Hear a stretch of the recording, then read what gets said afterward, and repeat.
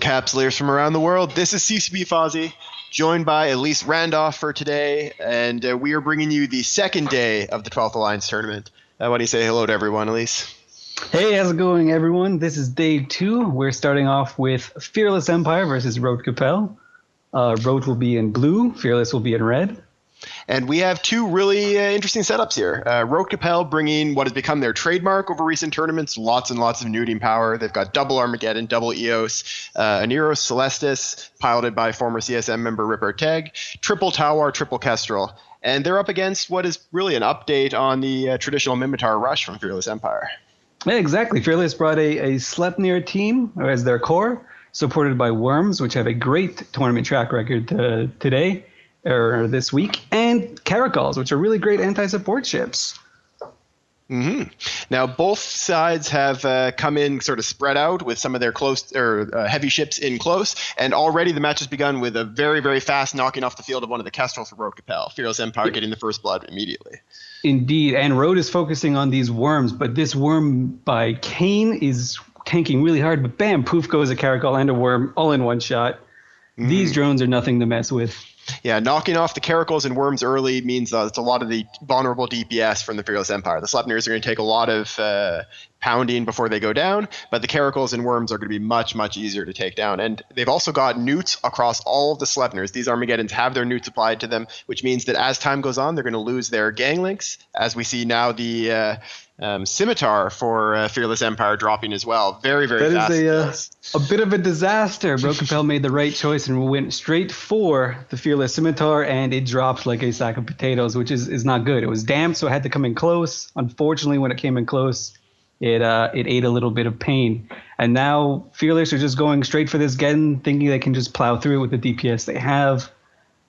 Maybe it'll work. It's possible, but the Geddon isn't going down very quickly at all. They've actually got split fire. We're seeing damage to both of the Geddons. Pretty significant damage, actually. They're both eating into armor a little bit, but that's not what you want to be doing. You need to focus your damage to be able to get through the reps of this Aneros. Yeah, this is quickly turning into a bit of a disaster for this poor Fearless Empire team. Rote looking pretty good with this setup. I mean, it's a setup that you would expect them to bring. But hey, they're executing with it, right? They executed with it very well. The very fast kills of the Caracal and Worm, and then hitting that Scimitar right away, and while keeping their Aneros alive. I mean, they're up against some very fast tackle and DPS in the Worms and the Caracals, and those would be ships that would be very dangerous to Aneros. But the Aneros pilot was able to keep himself out of danger, as we see the first Sleipnir drop for Fearless Empire. Yeah, this is all but over, unfortunately. It looks like Rote only lost one ship, and that was the one that accidentally warped to the beacon at 0.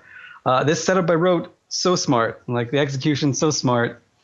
Everything about it, I don't know how Fearless could have done any more than they did.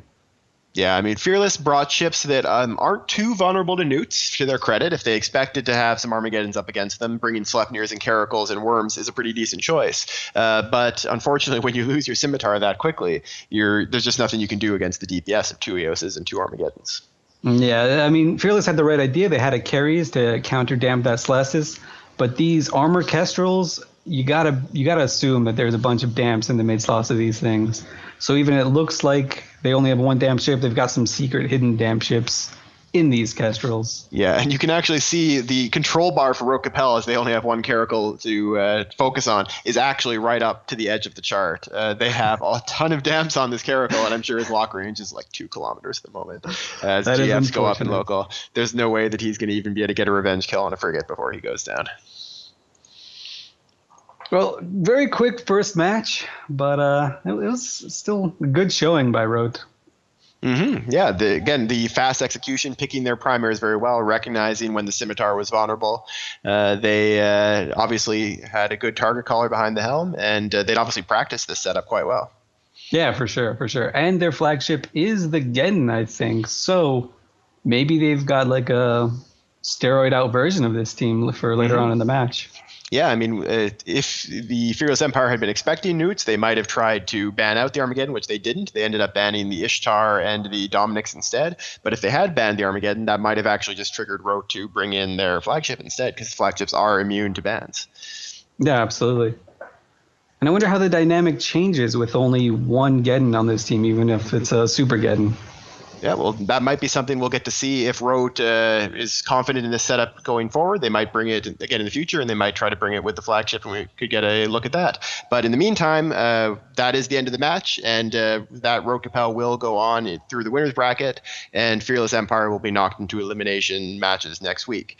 We're going to send you to some player ads, and then be back in just a few minutes for Noir Mercenary Group versus SCUM.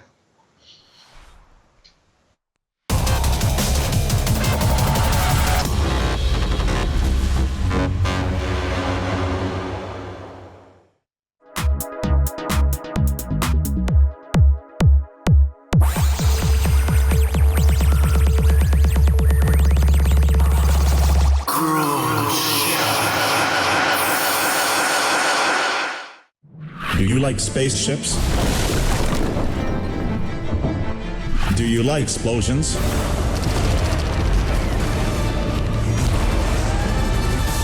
Airlock Media. We make your corporation look good.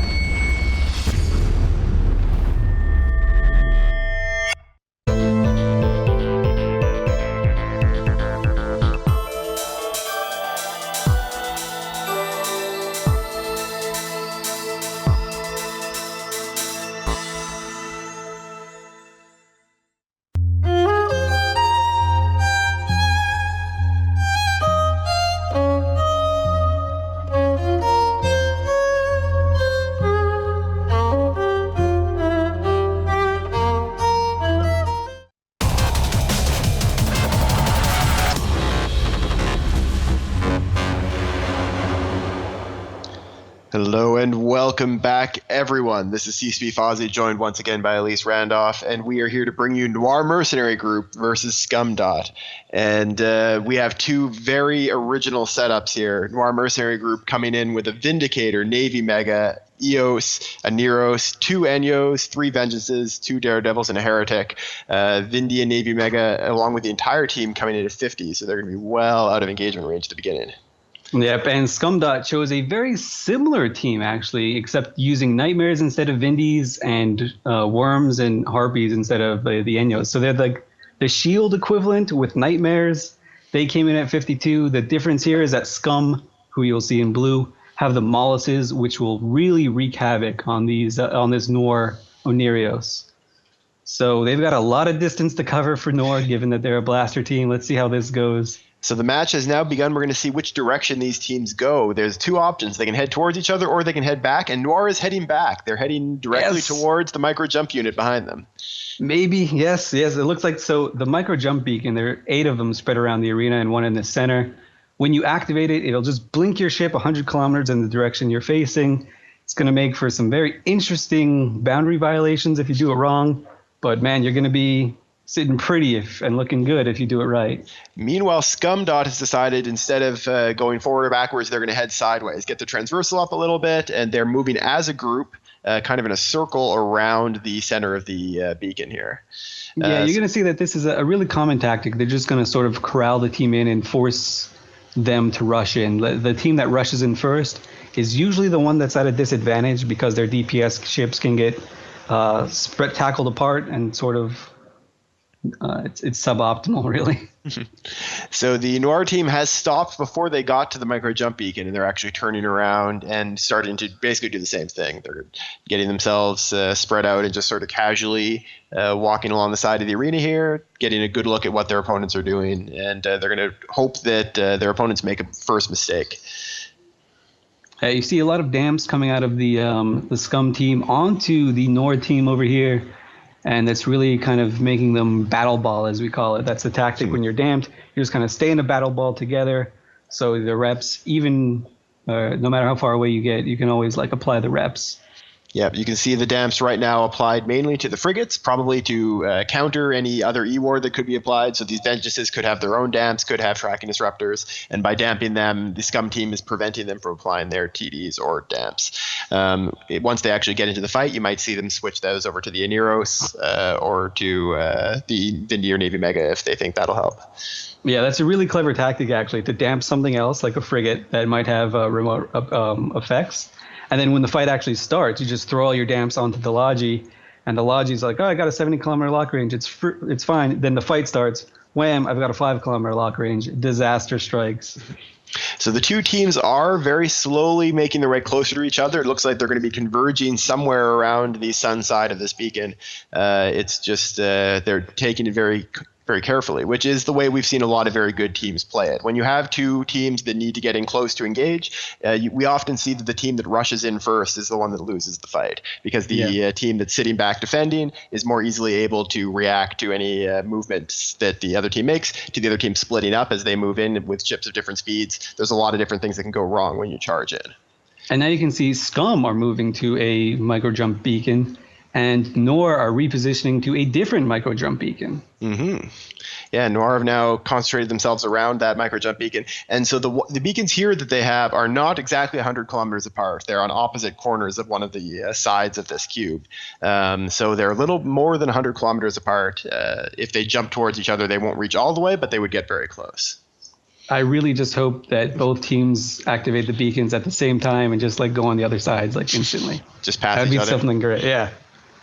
As we've seen, we've only seen one team so far in this tournament yesterday use these micro-jump units to try to jump their whole team as a unit, and that was the Sinusoidal Field Theory team. They mostly were successful in that, except for one malediction that went the opposite direction of all of his friends and ended up out of the arena. So these game of course, is hard. So using these beacons is a little bit tricky.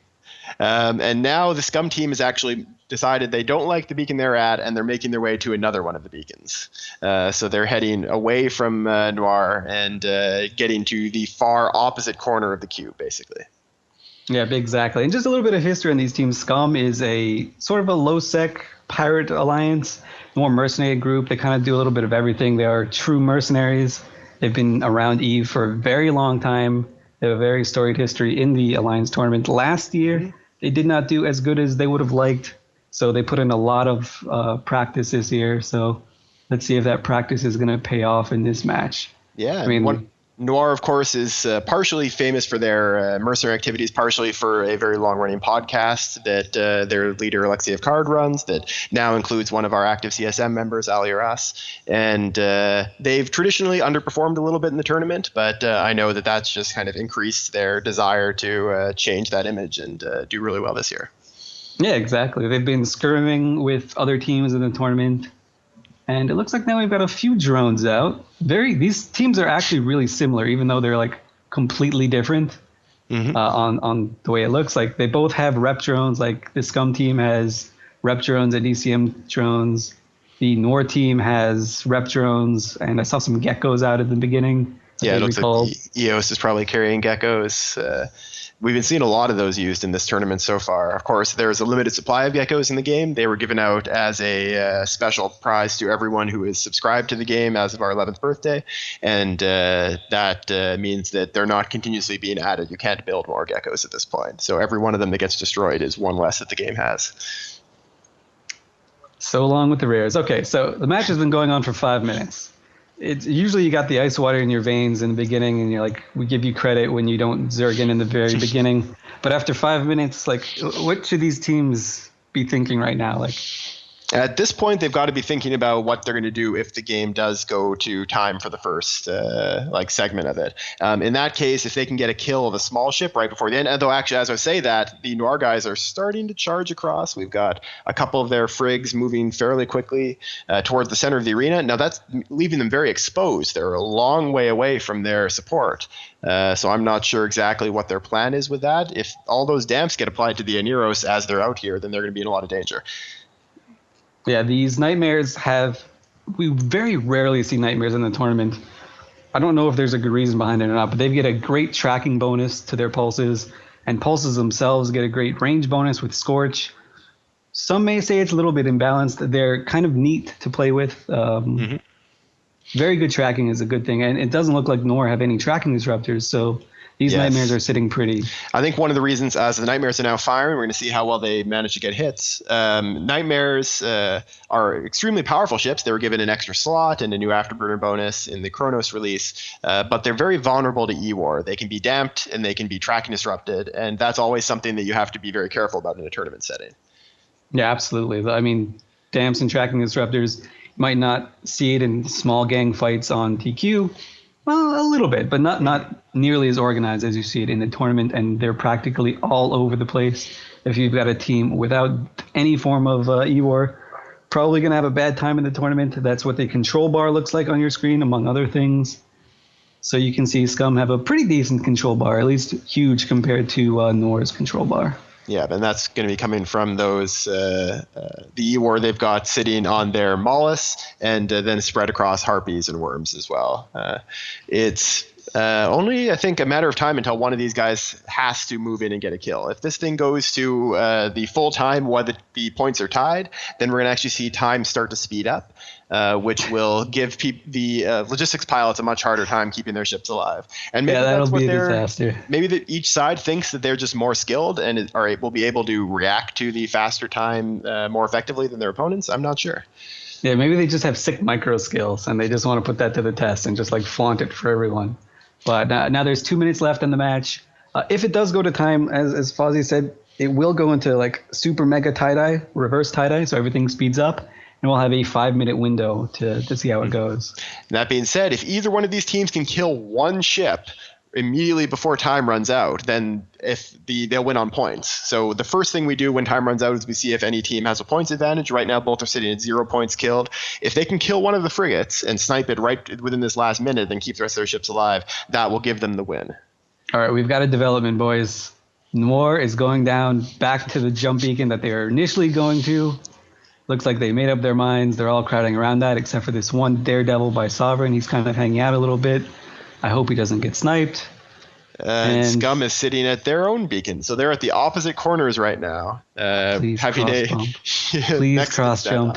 If they cross jump each other from here, they'll actually land like 30 kilometers away from each other. They'll jump past each other, but not the whole way past. So they'd actually be in a pretty good range to engage if they did that. So who do you give the advantage to right here, right now, with 1 minute left in the match? Honestly, I'd have to give it to SCUM with more E-War. They can get the Logi damped out and then try to snipe some small ships. Longer range on the Nightmares as well.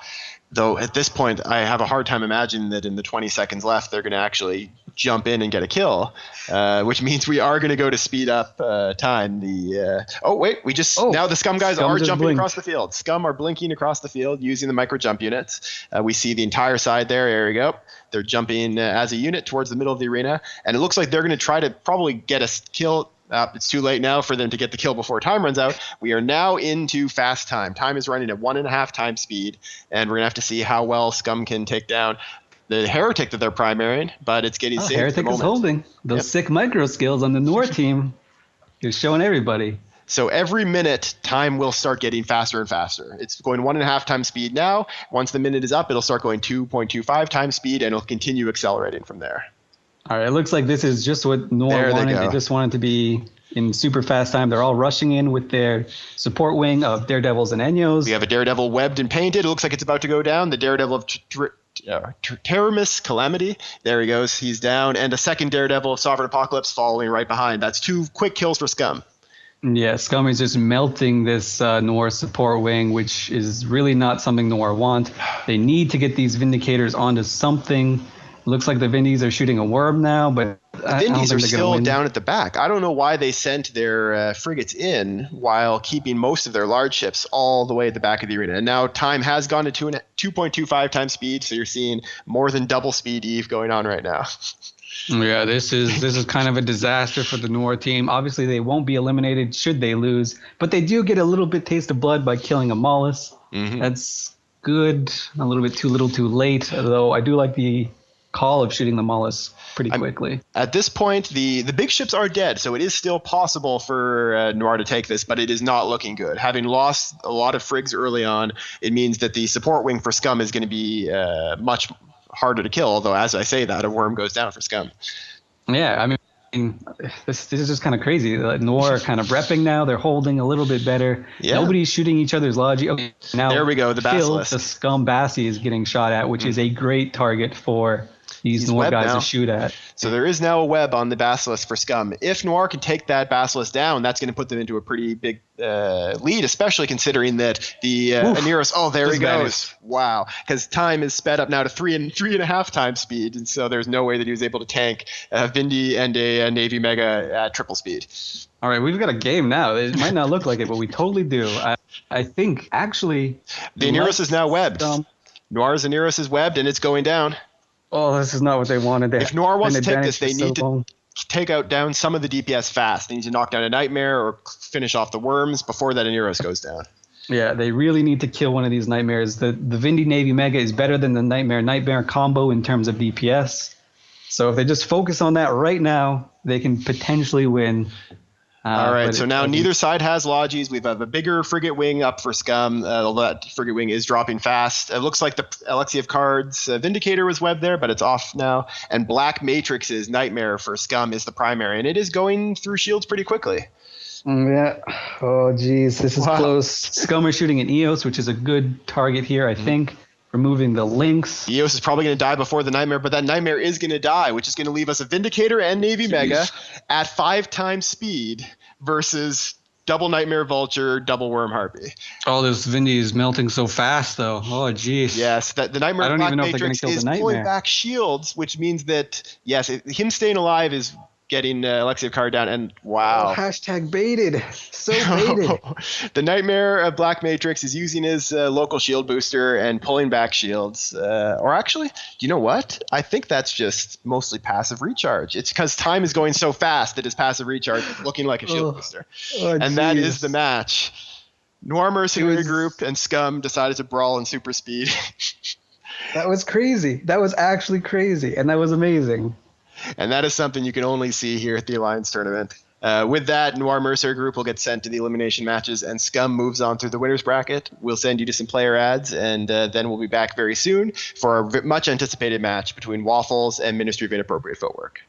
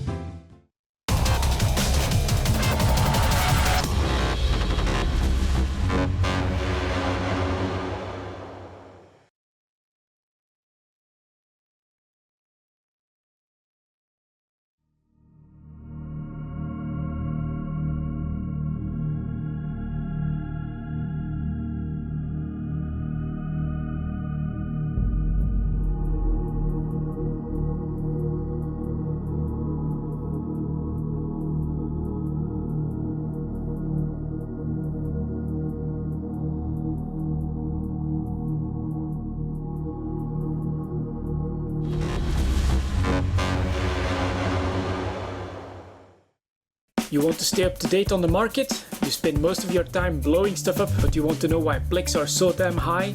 Then watch EVE Talk, your weekly look at the market in EVE Online. EVE Talk with me, the Lone Wolf, every Saturday, only on YouTube.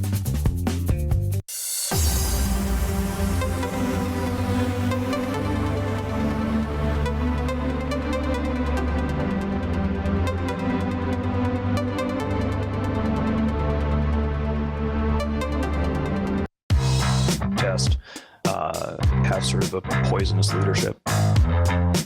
Poisonous leadership. Poisonous leadership. Poisonous leadership. Poisonous leadership.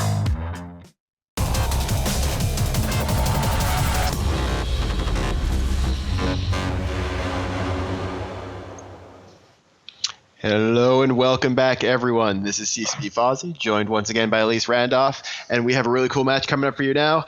Waffles versus Ministry of Inappropriate Footwork. I was getting worried after these first two matches had no flagships that we were going to be bucking the first weekend trend to flagships everywhere, but then the Waffles came to the rescue, and that is their flagship Armageddon, piloted by R.E.V.O.L.U.T.I.O. Chaos. Indeed, and in fact, Waffles during the bans had banned the Geddon, or never mind. The MIF team had banned the Geddon, and Waffle just said, you know what, we've got a Geddon flagship, just going to bring it. So it's Footwork in blue, Waffles in red. Footwork brought an undermanned team, but it's going to be a tough nut to crack. Waffles have a more traditional team with their flag Geddon, some Vexers, and they're just going to go to town right now. Yeah, the Waffles charging in a little bit. We're seeing the drones now dropped. It's infiltrators for the most part and geckos by the Ministry of Inappropriate Footwork team. They're going to be tinkering, trying to get a very strong tank, and it looks like Waffles are going to try to break that Navy Vexer first. Yeah, that's a good choice by the Waffles. I mean, the Footwork team, they really didn't want to see a Geddon here, and now they have to see not only Geddon, but a flag Geddon. Mm-hmm.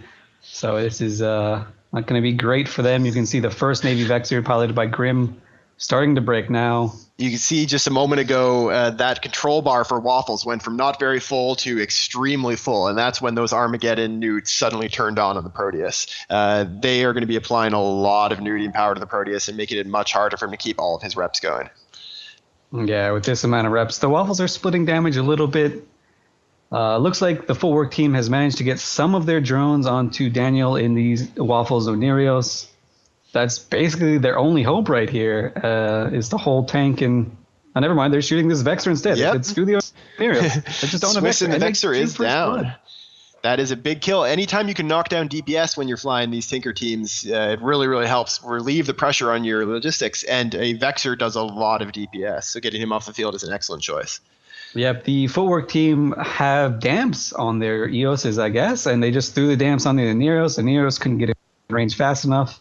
And wham bam. Now they're going to try Virus Pottage in the second Vexer and see if they can bring him down. He's got webs on him. He's got reps, but it doesn't look like it's going to be enough. Jeez, this is not looking too good for Waffles. These Vexers represent a huge amount of their DPS. They don't have a very heavy core of ships. They've got a Geddon and an EOS for their main damage. These Vexers were something they were definitely counting on. All right, it looks like to try to change things up, the Waffles have decided to put all of their damage onto Stormwind Bloodfeather, the Proteus for Ministry of Inappropriate Footwork. They're going to try to break him now that they've been nuding him for a while, and he is going down to half armor. He is slowly dropping. If they can bring him down, that'll swing this match pretty heavily.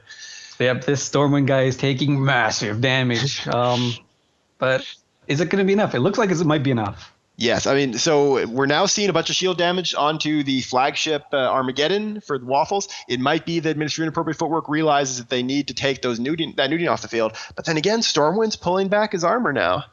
Oh, jeez, Waffles. Waffles, please. So we've now had two Vexers and one Heretic killed, and there's a second Heretic coming up very quickly down for Waffles. There we go. And that still no kills against Ministry of Inappropriate Footwork. But considering this is a Tinker setup, any one loss will be pretty crippling for them. So they need to keep their whole team alive. Yeah, absolutely. The Waffles don't really care about their Heretics in this particular matchup. Generally, they're very good at killing drones and things like that, which we don't really see them doing too much of. Waffles do have ECM drones out, though, so maybe they're hoping a lucky jam cycle will be right up their alley, but... Except that they're still applying damage to the Proteus, so the jam cycles wouldn't help too much. Meanwhile, Rodix's Vexer, the last remaining Vexer for Waffles, is dropping into about half armor and going down quickly. Once he's down, that's, again, a lot of DPS off the field that could have been applied to Stormwind. Yeah, geez, this is not too good. Not too good at all. That being said, so Stormwind if you're in this position... Oh, go ahead. If you're in this position, if you're in Waffles, what you want to do is probably start killing some of these drones just to manage the DPS a little bit, because time is on your side now. I mean, you've lost your Vexers already, so might as well just go full ham and just save as many other ships as you again right now. We're going to have to see who the next primary is. There's a web on the Aneros of Daniel for Waffles. We'll see if they get much damage applied. Yep, there they go. The drones have caught up with him, and they're going to try to bring down that Aneros. If they can do that while Stormwind stays alive, that's going to be another really big step for Ministry of Inappropriate Footwork. Yeah, we've got honest-to-God web drones by the Footwork team that have managed to hit the Aneros web drones, something that we almost never see. It looks like there's one flight of web drones, and then the rest are damage drones. And it's working, I guess. Yeah. Daniel's just eating it right now. He's pulling away a bit from the drones now, but I'm not sure if it's going to be enough because those web drones are keeping him able to be hit by the geckos pretty effectively. And meanwhile, again, Stormwind Bloodfeather in the Proteus continues to hold on just fine. He's dropped as low as about 1/3 armor, but then bounces himself back up. This is obviously, as we've mentioned before, a very stressful position to be in, being the Logistics Tech 3 for a Tinker setup. Yeah, absolutely, especially for an armor setup. You've got so many buttons to mash, and it's just so hard to manage everything and overheat and make sure your guys are repped. You can just get like a small heart attack just thinking about it. So Daniel, it looks like he's outrunning the drones right now that are chasing him and pulling back his armor. But while he's doing that, he can't rep the Armageddon of Ryo Chaos. He's either got to save the flagship or save himself. So. And the drones have now pulled back. So he's out of range, he's damped, and the drones are all pulling back, and they're going to try to take down this Armageddon before he can get within range. And a reminder, this is a flagship Armageddon. So not only is it probably very valuable, but also if Waffles lose it, they can't bring another flagship for the rest of the tournament. Yeah, so for Waffles right now, do you just say, okay, I'm going to save the flagship, I'm going to just eat this match and call it a loss, but try and save my flagship and just kind of boogie out with it, or honestly, it's a tough choice. They keep getting glimpses of maybe being able to kill a Vex or an Aviashoe or something like that, but then it's just not coming together. If anything, you should probably just be pulling some distance, trying to kill off some drones, and then that'll give you the time to kind of reevaluate your position. So this Footwork team, they didn't make a lot of waves for some reason, but last year the only teams they lost to were HYDRA and Agony, two really, really strong tournament teams. HYDRA, obviously one of the top 2, and Agony top 10 in my books, to be honest. And there we see an EOS dropping for Waffles. At this point, Waffles I don't think has any way of winning this match. If they want to try to save their flagship, that's got to be their goal at this point. Ministry of Inappropriate Footwork is a team that I was a huge fan of last year because they did kind of come out of nowhere. We were very impressed. They came and helped us out with some testing of the tournament tool and actually just kind of surprised us with their professionalism in that. And then all of a sudden they did amazingly in the tournament as well. And it was great to see them kind of come out of nowhere. As this flagship drops into low armor, he is webbed, and I don't think he's going to be able to escape. Yeah, I don't think so either. He's trying to motor out, but he's webbed. And it's not just web drones. He's got actual webs on him, I think, from the hostile team because he's in close. There he goes. That's the flagship gone for Waffles, and that's got to hurt. This is a match that it seems most observers thought would go to Waffles. I actually had Ministry of Inappropriate Footwork as my prediction for the match, but it seemed from talking to people and seeing the betting and all that Waffles were the favorite. And Ministry of Inappropriate Footwork showing that as now the Aneros dies as well, that they are here to hopefully repeat and even improve on their excellent performance from last year. Yeah, absolutely. And last year they were one of the few teams to make use of these Tinker sort of teams. We saw them used earlier in the tournament yesterday in day 1, and I don't think a single Tinker won a match. They didn't even get close. They were all 100-0 wipes. Well, this time they took an Underman team, they took a Tinker, they bucked all the trends, and they tried to ban again, they saw again, and they still managed to win. As the Heretic drops down now it's just a matter of time. God's Messenger and his EOS will be going down pretty soon, most likely, as all the damage moves to him. And Ministry of Inappropriate Footwork holding together. It'd be great to see a screenshot of the modules on that Proteus after the fight. I have a feeling that at the point he was being primaried, he had to overheat a lot of modules and keep himself absolutely. alive. If anyone's got Stormwind Bloodfeather's ear, just have him take a screenie, take a selfie, post it on Twitter. Hashtag heart attack. Yeah, and so what would you say, Elise, is the thing that sets apart this Tinker as opposed to the ones we saw that didn't work out so well yesterday? So we saw people trying to repeat the triple shield dummy Tinker. What is it about this Tinker that makes it more effective? Well, these ones you saw, they could project their damage, so they used their drones really effectively. They didn't put too many points in, and most importantly is they had command ships for the links. And not only do they have one command ship, they have 3 command ships. So that's 6 links. And you can see they even have armor bots. So, I mean, at any point, these EOSs could have just recalled their drones, throw their armor bots on the Proteus, and that's 15 armor bots. That's a huge amount of rep. So they didn't even have to use it for this one, and they kind of went by. Mm-hmm. So coming up against a team like this, with all the flexibility advantages that a drone damage and drone repairing team can have, you also want to try to take advantage of the fact that you can kill off the drones. That's one thing that we didn't see a lot of out of Waffles, but a team that is more mobile, it's very likely that this Ministry of Inappropriate Footwork team doesn't have a lot of prop mods, can keep range and kind of pick apart the drones bit by bit, especially if those Vexor Navy issues. We talked about it a little bit yesterday.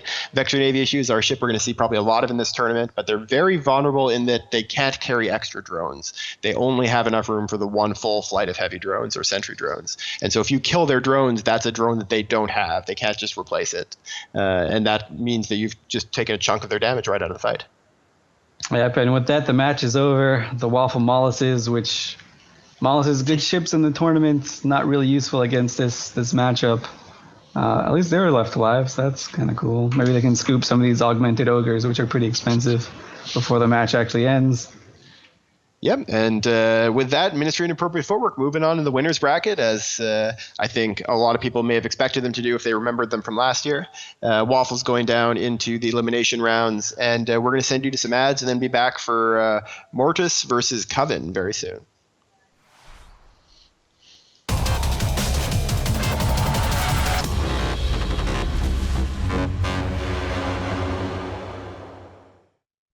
Waffles, waffles, waffles, waffles, waffles, waffles, waffles, waffles, waffles, waffles, waffles, waffles, waffles, waffles, waffles, waffles, waffles, waffles. Oh no, I bombed. You bombed us. So. I'm sorry, guys.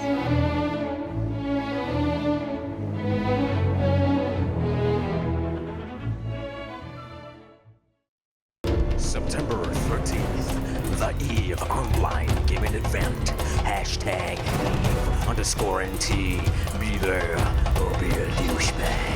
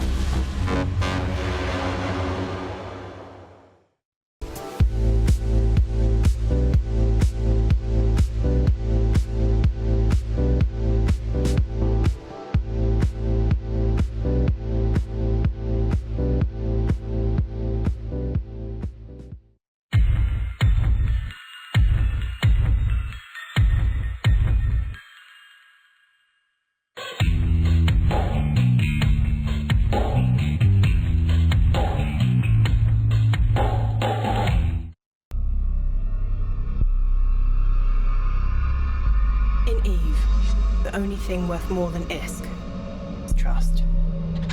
This October 4th in Amsterdam, EVE is real.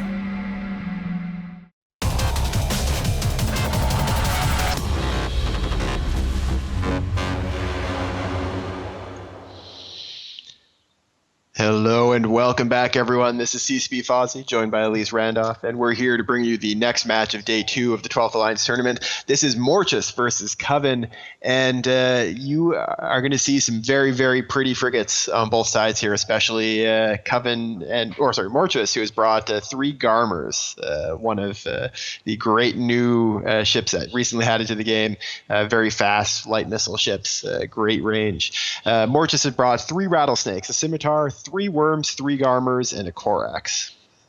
Yeah, absolutely. If you're a Garistas ship lover, you're going to love this match. Before we get into the match itself, it looks like the Rattlesnakes from Mortuus came in at 0, and everyone else, all their support came in at range. For Coven, most of their core ships came in at 30. All the frigates came in at 50. And it looks like the frigates, some of them are running back to the beacon, some of them are charging forward. But for the Mortuus ships, they're all going back. No, they're just chilling in Odin. So the match has started, and the Rattlesnakes have dropped Curator drones. We're going to see how effective those are at taking down the Vexor Navy issue that they're primarying. It dropped pretty quickly to half armor, and it looks like it is going to go down. Oh, Garmer down. Garmer just instantly blapped by these Helas, and Helas are just obliterating these Garmers. But at the same time, Coven lose a Navy Vexor. So 2 Garmers for a Navy Vexor, that's an okay trade, but they're also shooting the Simi. That's not something you want. Yes, Coven Scimitar has damps on him, so he can't get too far away, and he's got a target painter on him, and these drones are smashing him pretty hard. Curator 2s and the missiles as well. Both Scimitars are taking heavy damage. Whoever drops down first is probably going to have a huge leg up in the rest of the match. It looks like Coven might actually lose their Scimitar first. Yes, it definitely looks like there's more damage being applied to the Coven Scimitar. He is boosting with an ASB, but I think it's only a matter of time now before he runs out of charges. He may only have 1 or 2 boosts left, and at that point, he's going to drop pretty quickly. Though, that being said, there goes Mortuus's. Yeah, prediction wrong. Yep. Mortuus dropped first in their Scimitar, but the Coven Scimitar...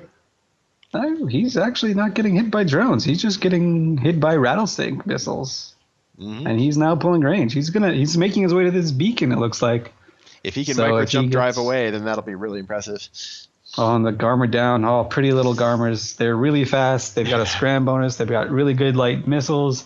Something that Coven really didn't want. They actually banned out the Heretic, which is probably the first time I've ever said that, and first time I'll ever say that. Yeah, Heretic, obviously a very popular ship in this tournament so far, but also pretty replaceable. There's a lot of other ships that can serve its purpose. This Scimitar, by surviving this long, is basically giving his whole team a big, deep breath. They don't have all that damage being applied to the Helas or to other damaged ships that could be taking their damage off the field. As I say that, though, Mortuus has switched their damage over to the Hela of Zeobar.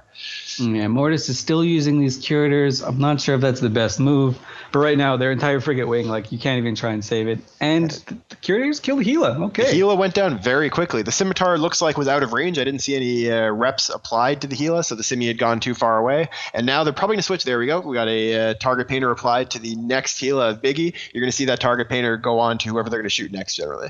Yeah, but against Scimitar, you don't really want to be using Curators. Curators do EM damage. Scimitars have this massive EM resist. Mm-hmm. So it looks like there's just one Gecko making his way over to the Scimitar just to help those Curators out. So as of now, their Scimitar is taking more damage, but all of the frigates are gone for Mortuus. They have lost every single one of them. They only have the Rattlesnakes and the Corax left, and they're quite far behind in points. So they need to start getting some kills and knocking down some DPS, because I have a feeling these Rattlesnakes won't hold up very well to the damage of a Nighthawk and 2 Helas. And 3 Yeah, worms. Exactly. But if they can force the Scimitar to run away and then quickly switch over to one of these Helas and blap them again, then that's their winning thing. These Rattlesnakes can have a pretty substantial tank. Not enough to tank what's on the field now, but kill 2 Helas and they can probably... Yeah. Oh, we'll see. The tank is about to come under a test now, as Mr. Paro in his Rattlesnake is the new primary for Coven, and we'll see how long he's able to hold up. He's already down to about 60% shields. Yep. So I mean, the Coven team has 2 Molluses, which have amazing dams. Dams generally not good against drone teams because you can just assign your drones to someone else. But in this case, when there's only 3 ships left alive, these dams are suddenly become super effective. Yeah, it makes it very hard to choose who your drones are going to be going up against. That being said, the drones are able to take down a worm very effectively. So these worms, although they're very small, do actually represent pretty significant DPS, and every single one of them you can take off the field means less damage being applied to that Rattlesnake, whose tank is holding, but barely. Yeah, he's probably ASB fit. He's probably not going to last forever. Yep. Maybe. Oh well, he got a worm. He got another worm, and I just saw him boost again, so he hasn't fully run out yet. We'll have to see whether he might actually have a second non-ASB booster in there, or if he's out. He may be out now because I see the boost speed has stopped. Yep, and so that means he's probably going to be dropping through quickly. But that being said, if they can kill some more Gilas, some more worms, then these last two rattlesnakes may be able to take the fight for them. Yeah, I think they should probably be focusing on the Gilas instead of the worms because they seem to kill the Gila just as fast. But this rattlesnake is in ASB reload. He is not going to live for much longer. Maybe he's like dual tanked or something cool. Nope, not dual tanked. Definitely not dual tanked. He is dying. Yeah, he's dropping very quickly through armor, and it's very unlikely that he'll survive long enough for his ASB reload to finish. And so that's going to leave two rattlesnakes versus a Nighthawk, Scimitar, two Gilas, two Molluses, a worm, and a crow, which is a pretty tall order for only two shifts. Yeah, no, that's not going to be too good for Mortuus, the only representative from the new Battlement Coalition. They're going to have lost, it looks like, in their first match as the rattlesnake goes down. Two rattlesnakes left. So the damage from Mortuus is now being applied to the Gila Biggie, but he's holding on just fine. He's got reps in there from the Scimitar, and it looks like he's able to shrug off the damage, especially now that there's only two rattlesnakes shooting at him. Yeah, it looks like Coven actually shot the rattlesnake's curators because I don't see any drones out for anyone. I mean, there's two Molluses left and only two rattlesnakes. That means each rattlesnake can lock maybe 6 kilometers if they're lucky. And you can see Coven, they're like a good 20 kilometers away at least. So one of them is definitely all right. So we have two geckos out by one of the rattlesnakes, and nice. There's two geckos in the field. Whatever the combo looks like, one of them has no connection to it. So one gecko and then a bunch of warriors are the drones currently being used. Warriors are going to be auto-aggressing on these drones that are hitting the rattlesnakes, and maybe if they can clear some of those off, they can reduce the DPS. Yeah, maybe. Probably not, though. Doesn't really look like it, no. Actually, they've now switched back to curators. So they've got one gecko and two curators out. It's always kind of funny watching these rattlesnakes and other Garista ships go because they don't have a whole lot of drones. So it's funny with the team only has 3 total drones out in the field, but these drones are actually doing a whole lot of damage. They're pretty super they're powerful. Actually super drones. They're not just normal drones. They're like the Jose Canseco of drones. They're juicing. That being said, though, they're not doing enough to take down any of the Coven ships, and the second rattlesnake for Mortuus, Arthur Cato, is dropping into armor now, and he's likely going to follow the same pattern that we saw from Mr. Paro. There he goes into structure, and that'll be all she wrote for him. Yeah, absolutely. And this is a pretty solid team, actually, by Coven. Like, I really like it. They've got DPS covered, they've got E-War covered, they've got tackle covered. I don't know what this crow's doing, but whatever, it's working. And they just made it work against a triple rattlesnake core, which pretty durable. Yeah, these triple Gila teams, we've been seeing a lot of flexibility from them. You can combine them with a lot of other things. You can combine them with even more DPS, as we saw from the Sleeper Social Club guys yesterday. You can combine them with E-War, and they are both mobile and high damage, and they can actually hit small targets pretty effectively. Yeah, yesterday we saw the Gila and the rattlesnake banned out a lot during the match. This is one of the... Today is actually just banning out Gens and stuff. So we got to see a lot of rattlesnakes and Gilas potentially slip through. Yeah, I'd say this is probably the best Gila team we've seen of the day. And of the tournament, maybe. Of the day. I definitely say the most exciting Gila team that I've seen so far this tournament with the Sleeper Social Club one. That the Ham and Drone Gila that with the Orthrus that we're seeing a micro jump drive from the last rattlesnake. Rattlesnake, blink your way to victory. You can do it, buddy. You can do it. He's in the center of the arena, so he cannot boundary violate. And he's safe. Look at him. Yep. All safe. Got himself out to 100 kilometers away from the beacon. And his goal at this point, I'm sure, is to keep that pretty expensive rattlesnake alive for the last minute, which his clutch jump out probably did for him. He dropped bouncers there now, and the Molluses totally don't have damps on him right now. Well, they do now. Okay, well. He had locked for a good half a second. He could lock things, and it was probably really great. A half a second for a battleship, though, trying to lock a frigate is not. Well, he got to see the locking screen come up, so that's got to be heartwarming for a little bit. It's now just 31 seconds left. After this match, we're going to be moving on to Godfathers versus Shadow Cartel, which I think looks like it's going to be a pretty solid match as well. Godfathers is a team that has done very well in the tournament before, and Shadow Cartel has as well, actually. Shadow Cartel also is known for having some pretty exciting setups. Yep, we will not be seeing rattlesnakes in the next match, as Shadow Cartel has banned it. But maybe we'll see some healers. I don't know. Godfather's only banned Get and Ishtar, so... It is very possible. And with that is going to be the time running out in 1 second. There we go. And so the final Rattlesnake of Kirka is going to survive this match, and he gets to keep the ship. But Mortuus drops down to the loser's bracket while Coven moves on through the winner's bracket. With that, we'll send you to some more player ads and be back in just a few minutes for Godfathers versus Shadow Cartel.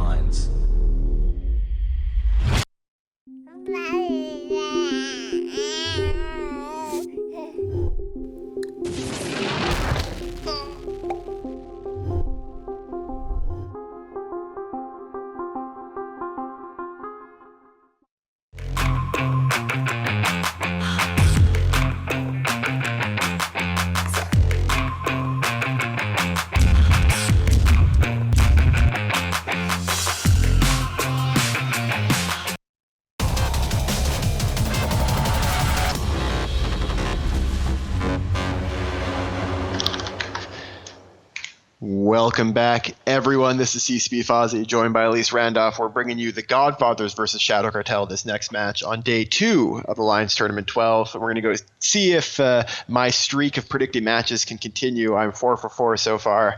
I predicted Godfathers before this whole thing started, and they've definitely brought out something very ballsy and exciting, actually. There's a flagship on the field from them. The Armageddon flagship for Godfathers is joined by a Balgorn, an Eos, Proteus, and Euros. Single Purifier, double Ishkur, double Heron, and Incursus. That's a lot of nuding on that side.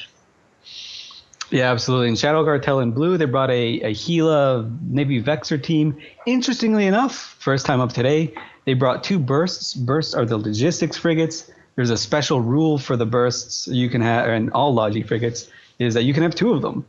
The 2 of them are super efficient when it comes to points. You can see Shadow Cartel is throwing their drones out right now, going on that Kalish Eos, who got warped to 0 at the beacon. So that's their primary.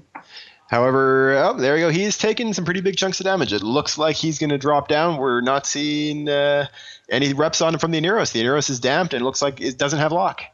Bam, there it goes. There it goes. And it looks like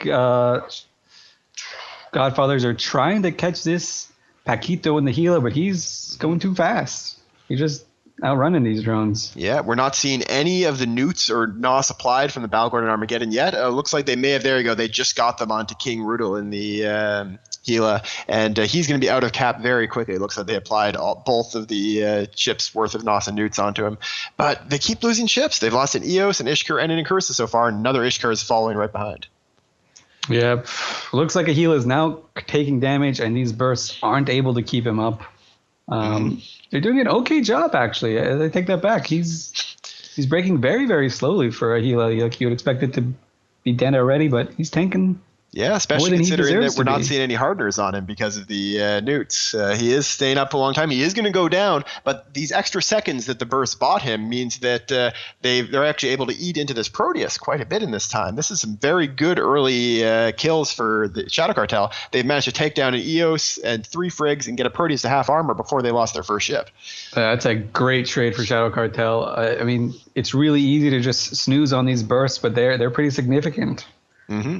For Shadow Cartel, of course, they need to know that the long game is not in their favor. With the Balgorn and Armageddon on the field, over time, they're just going to be running out of cap on the Gilas, on the Vexor Navy issues, on the Eos. And the faster they can take down these ships, the better. They want a short, quick match. Yeah, absolutely. Though, at the same time, the Balgorn and Geddon, when you see this 2 battleship core, generally they do better when there's like a core that they can attack, or if there's a Logi or a linchpin, they can newt out web and inflict their version of pain on with these newts. But instead, there's a whole bunch of Gilas and cruiser hulls. Like, what are you going to do? You can't grab them all. You can't newt them all. Yep, so the Proteus is now down, and C. Luigi's Aneros, the logistics ship for the Godfathers, is now surrounded by a swarm of Gila drones, and he's dropping into low armor and will be dead. There he goes off the field. Again, a really, really commanding start for Shadow Cartel. It definitely looks like they're going to be taking this match. Yeah, they've got this in the bag now. They got that early Eos dead. They got the trades went their way. Looks like they're going to lose a Navy Vexor as well as to go along with the 1 Gila they lost, but too little too late. This Flaggeddon's going to die. Yeah, that's going to be the second flagship we've seen killed today. Flaggeddon's not surviving very well on day 2 of this Alliance tournament. Yeah, absolutely. I mean, it's a pretty interesting move to ban the Geddon and then take 2 Balgorn and a Geddon. It's a neat little mind game, but Shadow Cartel just said, okay, that's a cool mind game. I'm just going to take what I wanted anyways. I don't care. And with all that damage, they've been able to just burst through everything. And there we go. That's the Armageddon down. That's a flagship, probably very expensive. We're going to get to see the fit, I'm sure, linked around on Twitter and Reddit and all that very soon. And the Balgorn is next. This is Shadow Cartel. Floppy. They're not even losing that Vexor Navy. He's surviving in like 10% 4% structure. It's 4% amazing. structure. These bursts are just saving him. Look at him go. Those are some great hero bursts. So this is the second time we've seen the frigate logistics used in this tournament so far. The first time was Hun Reloaded, who brought what I think was a pretty good setup, but weren't able to beat Sleeper Social Club with it. This is the first victory of them, and I definitely think we're going to be seeing more of it. They're very clever little ships to use because they only cost you 4 points, and we saw some teams use them really well. In terms of, they're like incredibly point efficient in terms of reps. They're the most efficient that you can get.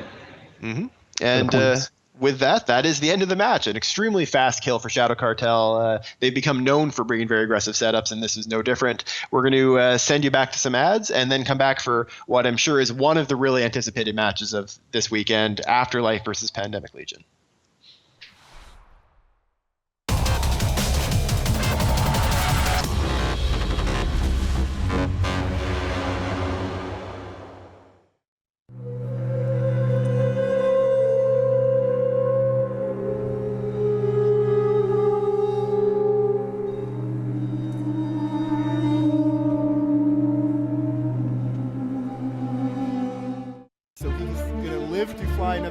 Because of winning with broadswords and then winning with Dominic System. This was a very interesting match. I'm going to come back and look at this later. Oh, Nulli, it's so cool, but not very good.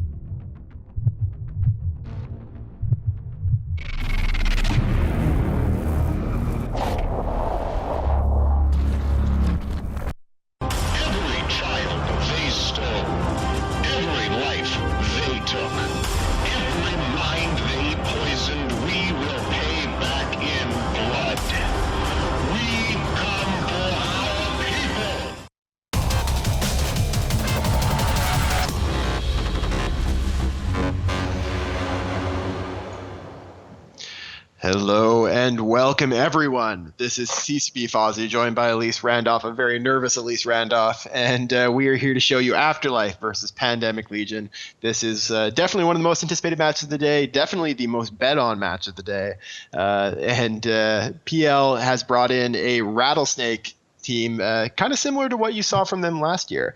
Double Rattlesnake, Nighthawk, Basilisk, and then a bunch of Salt Frigs and Faction Frigs, Hawks, Harpies, Worms, and a Korax. And then Afterlife has brought in Tinker. What do you tell us a little bit about that, Elise?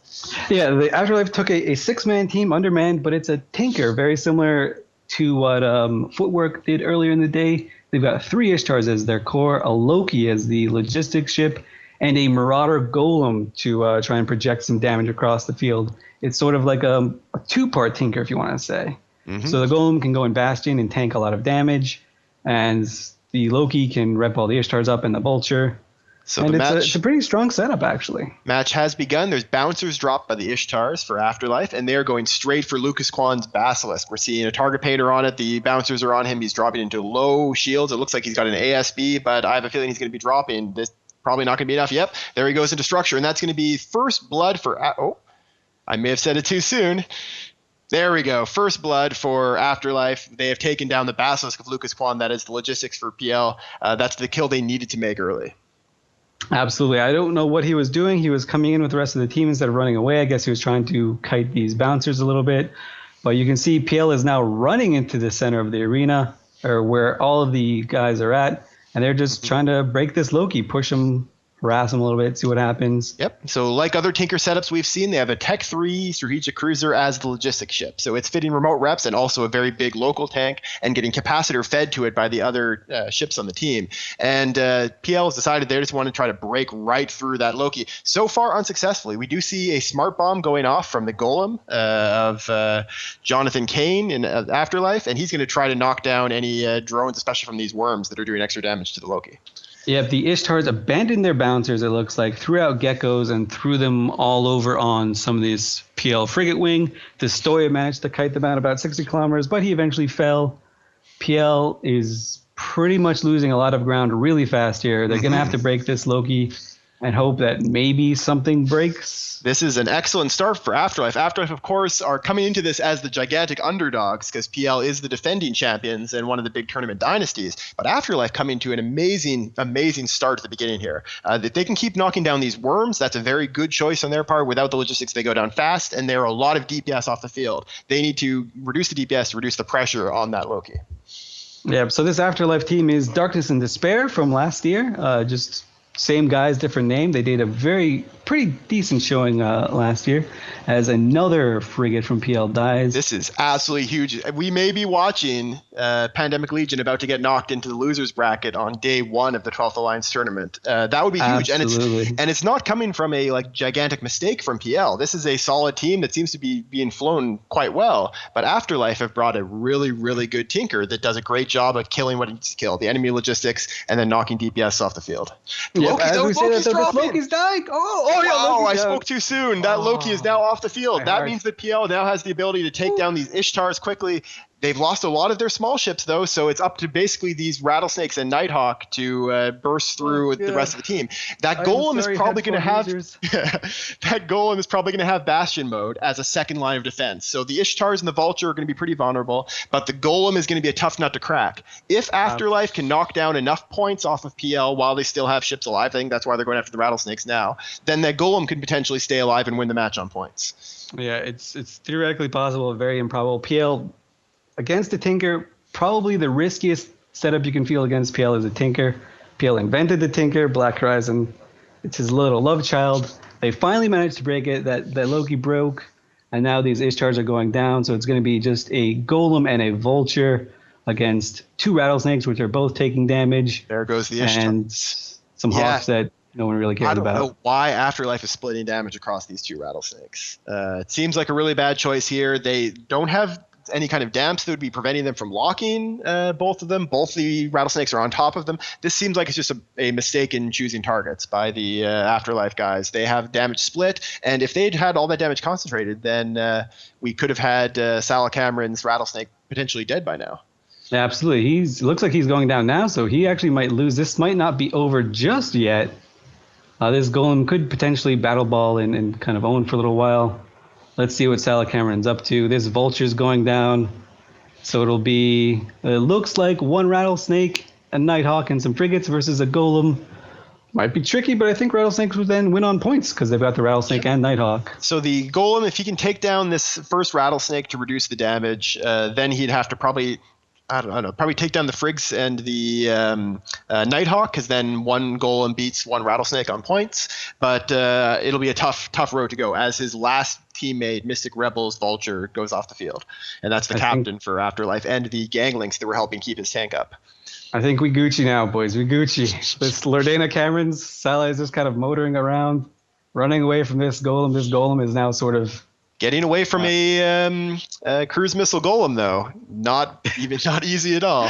Yeah, I don't know why he's doing that, but whatever. It doesn't matter at this point. He's going to live. The golem is dropping really fast now. I'm actually amazed at how quickly he's dropping through his shields. I don't know if he just didn't turn on his booster. His tank doesn't look nearly as strong as it could be. Potentially, this could be a situation similar to what we saw from the guys of Affirmative, who brought a bunch of target painters in the mids of one of their Marauders, expecting no one to primary it. Because this golem is going down much faster than I would have expected. Yeah, Lordena looks like he reloaded it at ASP, so he's good. Golem down, heart still in my throat. That was really, really close. It may not have looked close, but if that Loki didn't die, the instant it died, this PL team would have been in the losers bracket. I have to wonder if maybe he burned out a booster or a hardener or something like that, because he went from tanking to not tanking instantly, and that's the kind of mistake. It's one of those things that it's like you mentioned before, the drama of a Tinker team is often under the surface. It's hard to see all the decisions that are having to be made by these Tinker teams, all the management of heat and cap that the Logi pilot has to worry about, and that was just the situation where the Loki of Schmel there did put up a very noble defense for a long time, but one little thing slipped. Yeah, wow, that was insane. That was absolutely insane. I am probably not doing a great job being a commentator for this match because I'm definitely not impartial, but that was just ridiculous.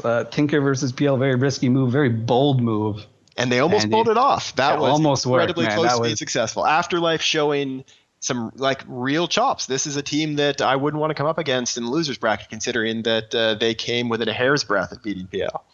Yeah, that was. Whew. And with that, they are definitely not a team to sleep on. Mm-hmm.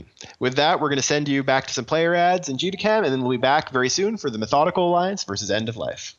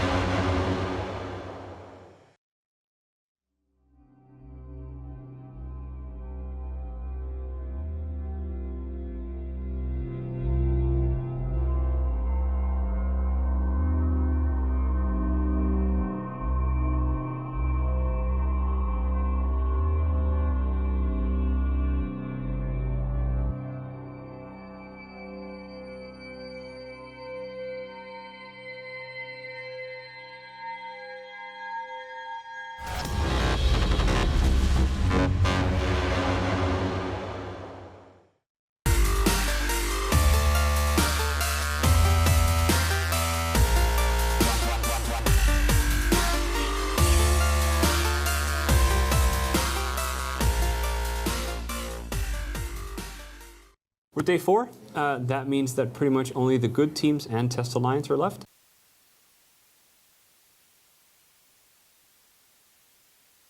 Test Testalines, please ignore. Worst of the best. Delicious spaghetti you eat while waiting for your prey to put its shiny paw into his career. So you always let jump, and let the body hit the floor, and that is how the glue bump.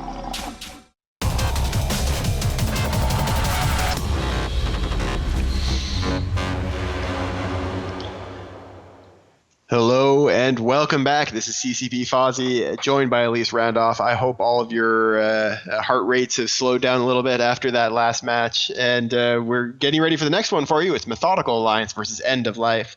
A very interesting setup for Methodical Alliance here. They've brought a Paladin, triple Rattlesnake, triple Jaguar, and a Tristan. Why don't you tell us a little bit about End of Life, Elise? End of Life took a more traditional setup that we've seen today with the triple EOS core with some Navy Vexers and Ishkurs and some Punisher for tackle with an Onirios. They came in at range. Both teams came in at range, but because they came in at basically the same type of beacon, they're actually really, really close to one another. So probably going to see a lot of explosions and maybe even some other sort of fireworks. The match has begun. The Paladin immediately went into Bastion mode, which is what you'd expect for a Paladin that doesn't need to move and that doesn't have any logistics with him. And the Rattlesnakes are cap transferring to each other. So it looks like these Rattlesnakes are going to try to do a kind of a local tank tinker with each other. We'll see how well that works for them. That's actually very, very clever. End of Life has rep drones out, and see if Methodical can be clued in on this and start shooting those things, because with the amount of rep drones they have, it's going to be tough to break anything. Mm-hmm. The End of Life EOS of Lindsay is taking a bunch of damage, but is holding up pretty well in the tank. He's got reps on him from the Aneros. EOSs, of course, have very good resists, like all command ships, and so he's not going to be very easy to take down. We'll have to see whether the Methodical guys keep focusing on him or whether they give up eventually and switch, because he is hanging on pretty well at about 60% armor. Yeah, those drones out on Nereos and an EOS just by itself is really good. You see these Punishers taking a little bit of just incidental damage. End of Life now swapping over to, or getting primaried of their own by another EOS. Yep, it looks like so Methodical just kind of swapping switching some targets. Meanwhile, End of Life is going to try to take down the frigs, which is a pretty smart move because these frigates don't have any logistics to keep them alive, and they're providing the webs that are helping slow down all of the EOSs, and that will eventually slow down the Vexers and the Aneros when they're going to be taking fire from the big ships. So knocking the tackle off the field is a very good choice here, and will help them focus on the big ships.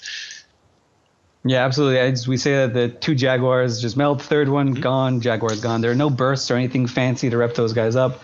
No rep drones coming from the End of Life team. So from the Methodical team. General Vichot in the EOS is into structure now. He is going down. He's standing perfectly still on top of this Paladin instead of orbiting it. I really don't know why he's not moving. Yeah, there we go. He's dropped and he's gone. Boom goes the dynamite on that one. So he was webbed initially by the Jaguars, but then when the Jaguars died, the web came off him, and I was really expecting him to suddenly pick up speed, make himself harder to hit, because he was right beside a Paladin with pulse lasers. And if he just orbited, it would have reduced the damage quite a lot. Yeah, and another thing, these Rattlesnakes look like they even have newts going as well. They're throwing on just whoever they're primarying. They're going after another EOS. They're saying, screw your rep drones, even though... Actually, no, I take that back. They've killed a few of the rep drones. Yeah, the EOSs, meanwhile, they're primarying the Paladin. So End of Life is focusing all their damage on the Paladin, which is apparently just not noticing the damage at all. It is just sort of sitting there... feeling perfectly fine with itself. It went through shields. It's being neuted by the EOSs, as those EOSs themselves are being neuted by the Rattlesnakes. But it's hanging very pretty right now. Yeah, wow, this is crazy. This Paladin is now sitting pretty. They've got two EOSs down. It can almost solo tank everything left on the field as they're going for the third EOS. So at this is point, like an upset in the making right here. Yeah, this Methodical Alliance setup, I honestly was not expecting all that much out of it. I mean, they obviously had a plan to local tank the big ships and the Paladin and not care too much about losing the frigates, and that plan is just working out perfectly for them. I think it's partially because of some poor choices by the End of Life. Focusing on the Paladin at this point in the game seems like like not the greatest idea, because they're obviously not able to break it, and we're still seeing a lot of damage going, or at least the newt's still being applied to it. Meanwhile, the last EOS for End of Life is about to go down. It's in structure now. Yeah, you can see that they're not even focusing on the Oneros. They're just saying, we'll just plow through everything, and there it goes. EOS down. Yep, so they're now focusing most of the end-of-life damage that's remaining on the first of the rattlesnakes here, and it is slowly dropping, but I don't think it's going to be enough. At this point, all there is that's dealing a lot of damage is these 2 Vexor Navy issues.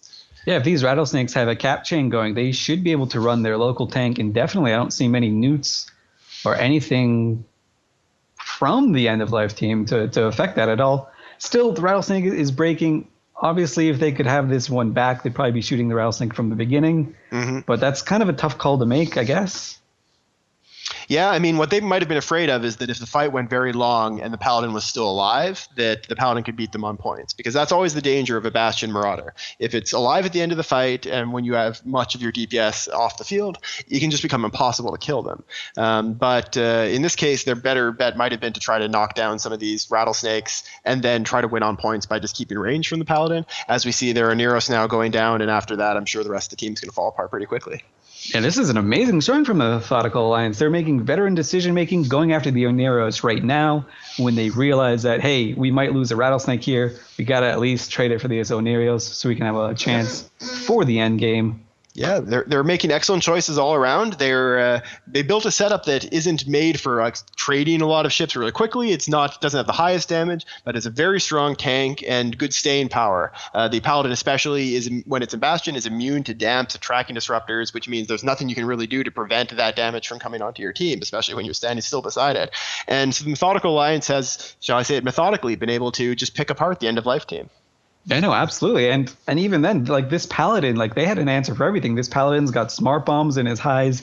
He is killing all of the drones coming from End of Life. And so even if the fight was long and drawn out, still looking okay. This rattlesnake belonging to Targ something. Taking a long time to die. He's boosting again.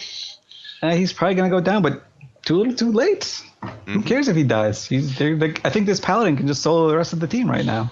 Yeah, I mean, yes, I think that's pretty much a foregone conclusion at this point, especially considering that the Paladin almost doesn't need to kill anything else. All he has to do is survive, and he'll win the match on points. And as this Vexor Navy issue goes down, they're going to be trading the first of their rattlesnakes for a Vexor Navy. That's actually a bigger loss, really, at this point for End of Life, because that's almost half of the DPS off of End of Life's team. Yeah, exactly. So Algos is taking damage too, just like the rattlesnakes have some guards out, so that's what's doing most of the damage and projecting. You don't always see sentry drones on rattlesnakes. We haven't today seen that all the time, but this is working really well. Vexor down. There's only one Navy Vexor left. I think this Paladin is just kind of maybe celebrating a little bit, not repping. There we go, one giant. Yeah, one giant. Just didn't want to over-rep with his gigantic Marauder bonus in Bastion. Marauders, of course, have incredibly strong tanks, which makes them very good for this tournament, which is why they have a huge point cost. That's the reason why you see Methodical Alliance bringing fewer than 12 pilots and having no logistics and no command ships. They just didn't have the points to do it after fielding the huge amount of points in a Paladin and 3 rattlesnakes. This is a really just a clever setup. I like it quite a bit.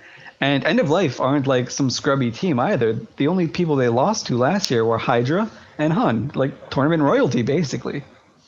Yeah, and I came into this match predicting that the End of Life was going to be taking it, and after seeing the setups on the field, I was still predicting that End of Life was going to take it. But Methodical Alliance came in and just executed on their game plan really, really effectively, as we see them finish off another Frig there, and it's really just now a matter of time. They're probably going to be able to finish off the last 2 remaining ships before time runs out. Absolutely. So total wipe. And this Rattlesnake, I guess maybe he just said, you know what, I don't need to rep. This is going to be cool. Chicks dig a little bit of structure damage, so he wants to get some flames. Yep. The Navy Vexer is now kind of slowly moving through armor, and he's not moving very fast. He knows that there's not going to be a lot that he can do to keep this match going, so he's just going to let himself get killed. There he goes.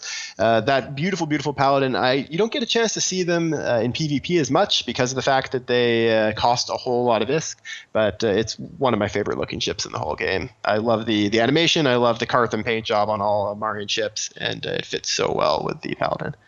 If Iron Man could fly a ship, he would fly the Paladin. Yes, he would. So with that, we have 1 minute left, and the final Ishkur is just burning himself around here, and I'm sure will end up getting knocked down pretty soon. He's trying to keep himself going fast enough to be hard to track. We only have one more match now before the break, so this is the the second last match before the midday break for this second day. The last match will be Gorgon Empire versus the Nameless Alliance, which is another one that I'm really looking forward to because Gorgon Empire has a lot of the old dark side team members, and so it'll be good to see what they can do for this alliance tournament. Yep, and Gorgon Empire have banned just a Vexer, Navy Vexer, and Nameless banned Worm and Gila, so probably not going to see many drones in the next match. Yeah, we'll definitely see. It's 20 seconds left, and that Ishkur is into structure now, and he's about to explode. And that will be the match there. And once that last ship goes off the field, we will send you to some ads, some GTCam, and then get you right back here for Gorgon Empire versus the Nameless Alliance.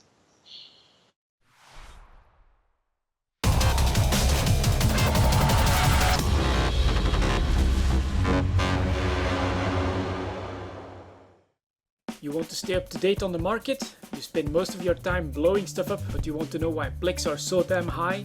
Then watch EVE Talk, your weekly look at the market in EVE Online. EVE Talk with me, the Lone Wolf, every Saturday, only on YouTube.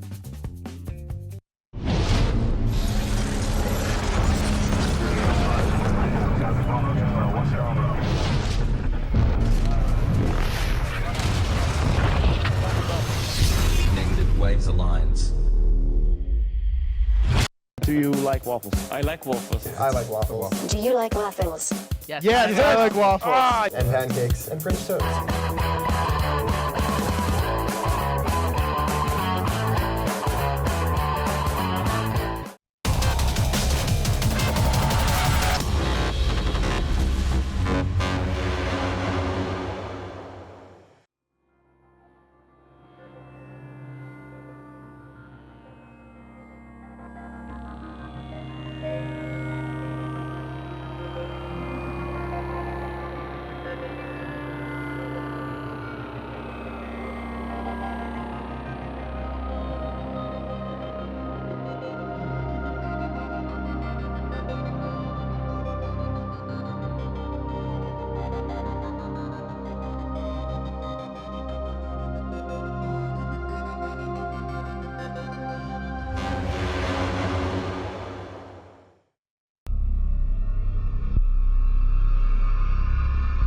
In EVE, the only thing worth more than ISK is trust.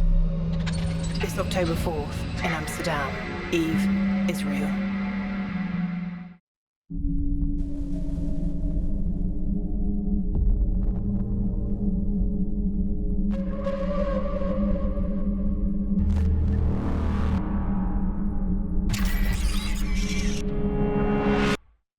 September 13th, the EVEonline gaming event. Hashtag _NT. Be there or be a douchebag.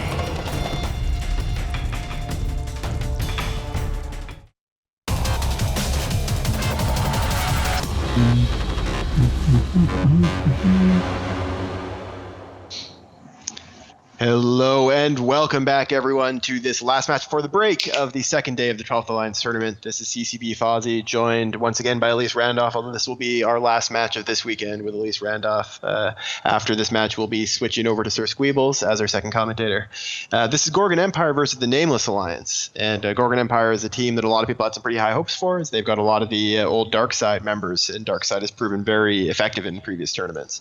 Elise, you mentioned in the last match you thought there might might not be a ton of drones. Yeah, well, apparently I was horribly wrong. We got to see some Stratios, though, so this is pretty cool. With the Vexor, Navy Vexor, Heal Worm ban, obviously you can only have armor teams if you're going to do drones, and Stratios replacement for the Navy Vexor and Vexor, so they look super cool. We'll see how it pays off. Gorgon Empire came into the beacon at 30. They've got some Ishtars, they've got some Stratioses, they've got an Eos for Lynx, and a Guardian for reps. Nameless have Eos, Stratios, Merlins, probably for damps, and just regular Onirios for reps. The Gorgon Empire team is the one charging across the field. The Nameless Alliance is sitting back. Nameless Alliance is set up. I don't really think they've got a very good excuse for bringing an under-piloted team. They've only got, I think, the 8 pilots there, and we'll see how much that ends up hurting them as their Guardian is already webbed and starting to take a ton of damage. Ooh, this is definitely not good. That Guardian needs to live if this team has any hope to win, and it's sort of tanking right now. Yeah, and by it tanking, is. I mean like by tanking, you mean not ground. tanking. Yeah. So one of the big differences we're seeing from these two teams is the drones drop. We've got Wardens dropped by the Nameless Alliance, while the Gorgon Empire has heavy drones, especially geckos. I think the gecko choice is much better in this situation because the Wardens track terribly. The drone choice for Nameless really makes me think that they assumed that the other team would stay at range, but they still haven't abandoned these Wardens. Yeah, the Wardens really not the drones you wanted to use in this sort of matchup. They even came in pretty close together at the beacons. So, I mean, there's really, unless they thought they'd just run to the MJD and then go away, there's no real use for the Wardens there. As we see an Ishtar going down after the Guardians for a Nameless. They're losing so many key ships before getting a single kill. And they've got all these Wardens shooting at a Vengeance. It's really not going to track it very well. They are piloting in a way that would at least take advantage of the Wardens. So they've decided to run right away from their drones and are forcing the Gorgon Empire guys to chase them and therefore keep the transversal down against these Wardens and make them a bit easier to hit. But it's not enough. These Wardens are still not able to take any significant chunks out of the Vengeances. Yeah, it looks like Gorgon right now are just kind of on cruise control. They know they got the Guardian down first. They still have their Logi. Their Logi's never even been kind of looked at funny. Not like the Wardens would actually do any damage to this Onirios anyways. So yeah, it looks like Gorgon just going to walk away with this one. They might lose a Merlin. Maybe. We'll see. Again, I would have to imagine that if they lose a Merlin, it would be because Nameless switches drones. At this point, what they should be doing is abandoning the Wardens and pulling out something that can hit smaller ships as we see their first Stratios die. Yeah, but in Gorgon Empire, they're tanking pretty well, and they even have rep drones to make sure that they can continue tanking really well. You see some medium armor bots swarming around for the Gorgon team. Yep, and at this point, Gorgon are basically just taking down one type of ship after the other. They killed the Guardian, they killed an Ishtar, they killed a Stratios, and now they're deciding to just see how long it takes them to kill an Eos. And the answer is not very long.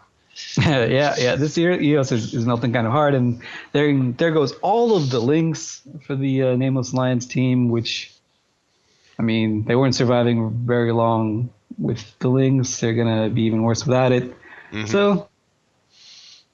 So the use of these Stratios, we've seen a bit of them in the last New Eden Open, because that was the first time there was a tournament after they're introduced. This, I believe, is the first time we've seen them in this Alliance tournament. Besides being one of the sexiest ships in the game, I actually think they've got quite a bit of potential as a tournament ship. They fit into that same sort of slot as the Navy Vexors do, costing the 12 points, giving you some good drone damage that isn't vulnerable to E-War. And they lose some of the damage of a Navy Vexor, but what they gain is really strong tanking ability, lots of armor, and a big resist bonus to armor. Yeah, they have one of the strongest bonuses that you can give a ship, which is the resist bonus. So you basically just get a free unstacked energized adapted nano just by virtue of existing. Yep, and all of the Sisters of Eve ships for armor tankers tend to have quite a few mid slots, which is something that may not be the best if you're purely trying to tank them, but in a tournament format is amazing because you can coordinate having E-War on all of these different ships in a tournament format. So ships like the Myrmidon, ships like the Eos that are armor tanking ships with a lot of mid slots can really use those mid slots to great advantage. Yeah, absolutely. Like armor or mid slots are like the best thing you can have for a tournament. Mid slots are love, mid slots are life. And you can see just in the last ditch effort here, Nameless Alliance started shooting this Gorgon Onirios, almost killed it. Yeah. Maybe if they did that at the start, it would have been a little bit of a different outcome, but yeah, maybe this Onirios is just kind of playing around and goofing. No, I definitely think after the mistake of the drone choice, it was definitely compounded by spending that whole time shooting at Vengeances with Wardens. Wardens are the lowest tracking of all sentry drones, and they're going to have a very hard time hitting a small armor tanked assault frigate like a Vengeance. Yeah, they did ditch those drones eventually, though, to their credit, but they threw out hammerheads. Not really the best thing you want to do against an Onirios, but whatevs. They got some geckos and warriors as well. Mm-hmm. So at this point, it's just the Tristan left. The Tristan is sitting very slow. He's just basically waiting for everyone to catch up to him, I guess. It looks like they're probably going to try to loot the field before they finish him off, see if there's any other good loot to get, any nice drones they can be picking up. And then they'll finish off the Tristan, and that'll be the end of the first half of the day. We'll take a short break. We'll get some food here at the studio, and then we'll be coming back with a new commentator, Sir Squeebles, joining me for the second half of the day, which has some really exciting matches, including HYDRA Reloaded versus Triumvirate at the end of the day. And Elise, thank you for your commentating today. It was really great being here with you, and I know you're going to be back next weekend as well as back for the final 2 weekends live in Iceland. Yes, this was wonderful. A good experience for me. Thanks for being so inviting as we watch the Gorgon Empire just pick the field clean and sort of milk their victory a little bit. But yeah, this is it for me for the day. Thanks again, guys. It was wonderful. Some really good matches coming up in the second half of the day, actually. Yeah, there is going to be some very exciting matches. I mean, we've got Agony Empire versus Circle of Two as the first match coming into that. We're going to see Red versus Blue versus Code, the battle of two Empire heavyweights. Everyone wants to see that one, especially some people who have been like hurt by Code before. They've kind of got a rooting interest in that one. RVB is going to try to be their hero there. Fidelas Constans versus Nulli Secunda. Nulli is one of those teams that a lot of people are watching very closely because they have a lot of the core members of previous HUN Reloaded tournament teams with them. So we're all going to be interested to see how effectively that team has meshed with the existing Nulli tournament team. And maybe we'll see some broadswords. You never know. It's very possible. You have the guys on Gorgon Empire apologizing local saying, sorry, we have no money for PvP, so they're finishing collecting the drones. And then, of course, CVA versus Red Alliance. CVA was another very exciting team last Alliance tournament. Outbreak versus Monkey with Guns. HYDRA Reloaded versus Triumvirate, which is probably the biggest match of heavyweights in this weekend. That's going to be some really amazing matches. Yeah, that's going to be good. And whoever loses the HYDRA Tri match is going to just wreak havoc all over the losers bracket and really make teams wish they didn't end up in the losers bracket. And so that Tristan is now dropping, and there you go. That's off the field. And that's Gorgon Empire taking a very convincing victory over Nameless Alliance, used Stratioses to great effect. And with that, we're going to send you to some ads and GTCam. We're going to take a quick break, and then we'll be back at 1800 Eve time for Agony Empire versus Circle of Two.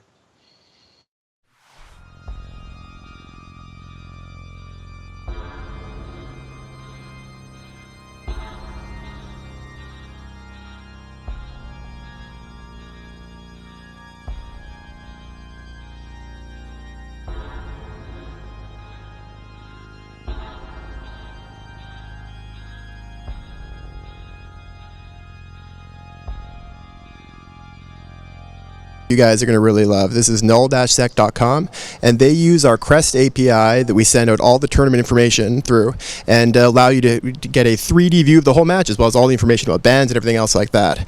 The reason I'm showing you this match in particular is because there's some really cool stuff that happened that we totally missed on the actual stream and that we heard about afterwards and wanted to talk to you a bit more about. So this is the match having started. Already Lucas Kwan's Basilisk is already down. It's looking really good for the Afterlife. They've managed to keep the Loki up through this initial damage, and they are about to start picking off these worms that are dealing even more damage to them.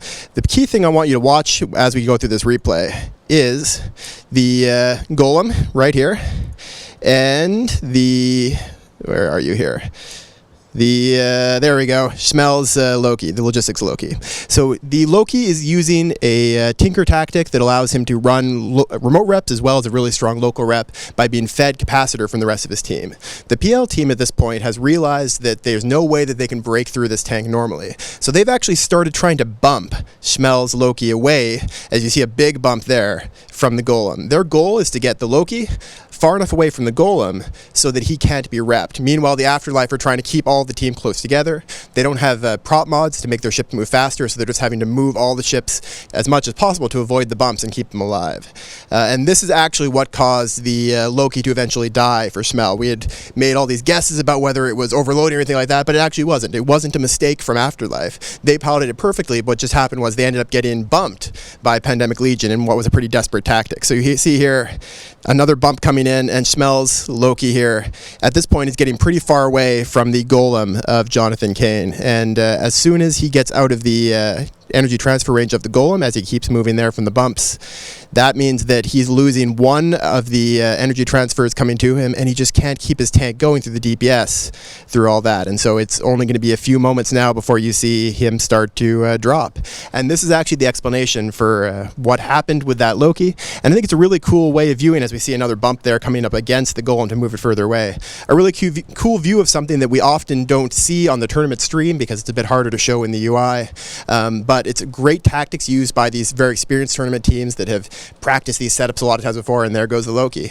And this is one of the many moments that we often miss and that everyone can easily miss in a tournament stream, in a tournament environment, and really shows the skill on both sides. Both of these two teams were actually incredibly impressive in this fight, and I'm sure both of them are going to be having some great matches further on. So thanks for watching this. If you want to see more of these 3D viewings, take a look at null-sec.com. It's a third-party player-made site that uses the crest information that we send out available to everyone freely, and they've done some really amazing things with it. Thanks for joining me.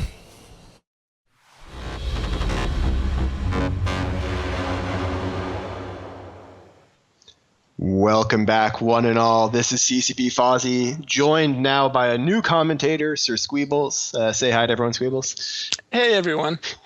And we are here to bring you Agony Empire versus Circle of Two. This is the beginning of the last quarter of this weekend, the first weekend of the 12th Alliance tournament. Agony Empire have brought a super heavy Vindy Navy Mega setup, and Circle of Two have brought Foons, which will probably be kiting, so it's going to be a very fun match to watch those two combine. Why don't you tell us a little bit about the Circle of Two setup, Squeebs?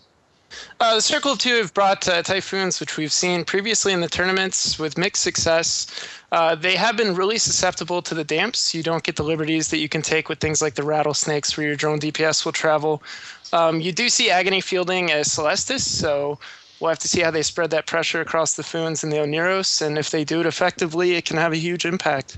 We're now 30 seconds away from the beginning of the match. Agony Empire's full team is Vindicator, Navy Mega, Eos, and Neros, double Vexer, and then that Celestis that'll be very key, and triple Vengeance and Merlin. They probably are going to have damps on the Vengeances as well, and probably the Merlin, which is going to make it very difficult for those Foons to lock. So we're going to have to watch the effects appearing in the middle of your UI at the bottom of the screen on the stream. When you see the damp icons appear beside Circle of Two ships, that's going to be very, very important. And interestingly, there's really not the right amount of tackle on the Circle of Two side to screen these Vindicators. Normally you could get a tanky assault frigate in to cycle that scram to slow them down. They don't really have that option. Yeah, at this point, they're going to have to rely on the speed of the Foons, I think, to keep range. And they are launching their cruise missiles. We're going to have to see. It looks like the first target's going to be the Navy Mega, as we see the target painter on it. Interesting first choice. I kind of would have expected maybe going after the Aneros first, but we'll see how well it tanks. Well, like I always say, don't worry about the logi, just do what's in your heart. Some of these Foons were a little bit slow off the line, though. They look like they're still positioned pretty well, so for the most part, okay piloting. Actually, no, two Typhoons sitting still. And just got caught by a Vindicator. They now have a Vindicator on top of them. That's not the news you want to be telling your team captain on comms. No, it isn't. So this Navy Mega is taking some damage, and the Vindy is taking a little bit of shield damage, not sure why, but one frigate is going down, which, while that doesn't matter currently, it will matter later in the match as this tackle has to burn down the last of these Foons, but this first Foon of B3 NT is getting hammered right now. Yes, so he's taking the full brunt of the damage. He did get reps on him now from the Aneros. The Aneros was a little bit slow getting the reps on because of the damps applied to him. But the Aneros is also tackled and being neuted and damped. So it's going to be difficult for him to keep active in this fight without getting himself into some pretty severe danger.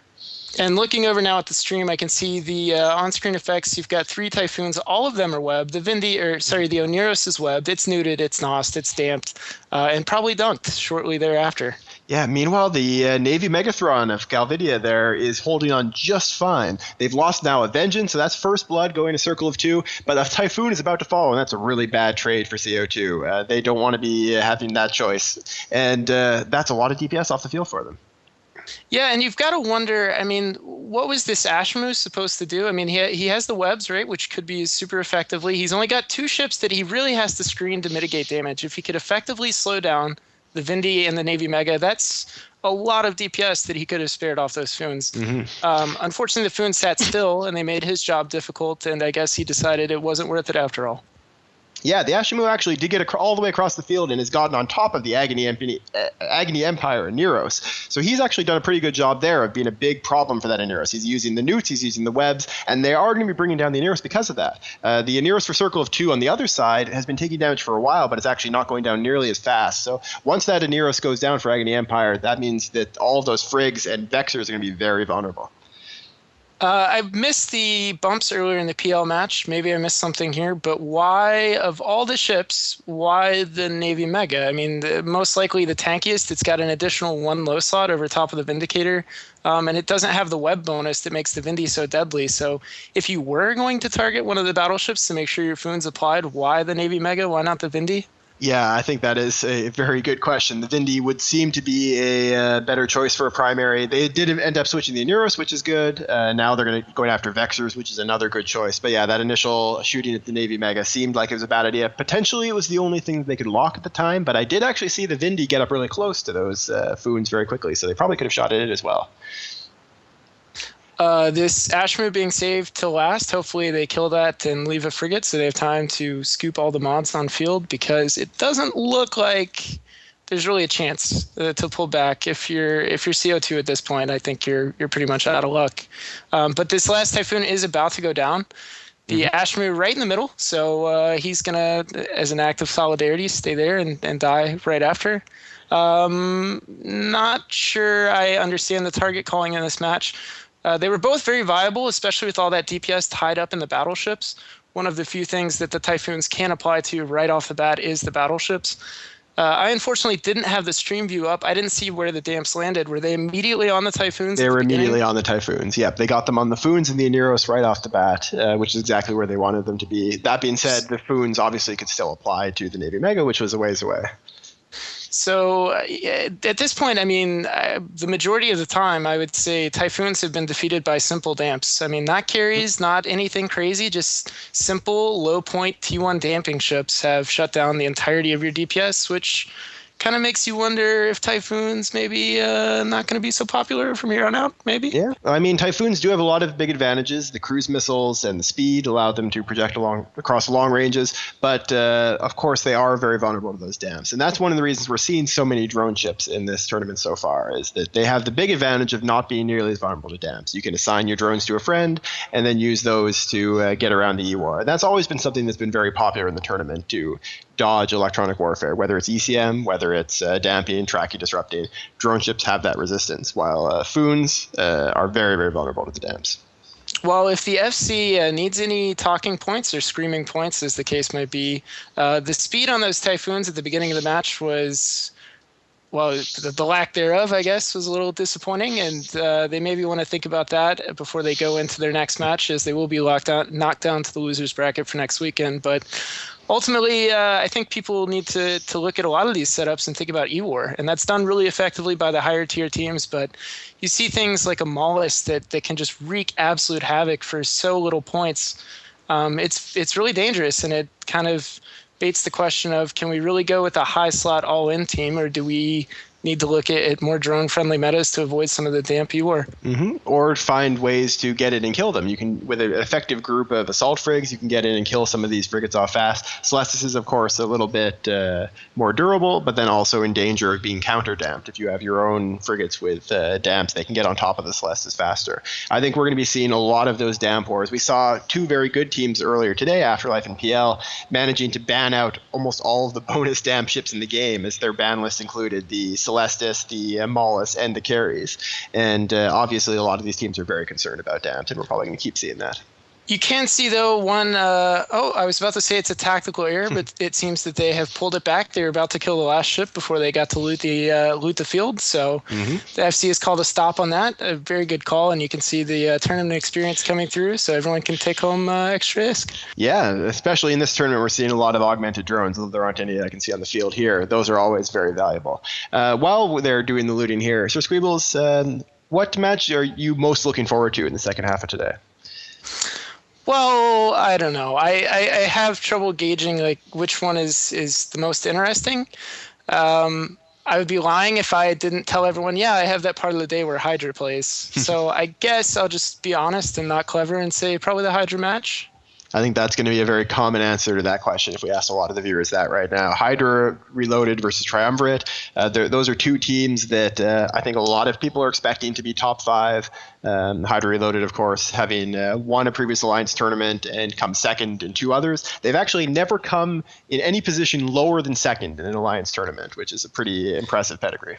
And I don't think that'll change here, though. I will add to the end of that I'm looking forward to Surely You're Joking and Almost Awesome for being a great name matchup, and also RVB versus Code, because I think Code is going to bring 12 Suicide Gank and Catalyst. Yeah, and we're going to get to see what they're going to bring very soon, because this match is now finished, and we're going to send you back for some ads, and then be back in just a few minutes for Red versus Blue versus Code.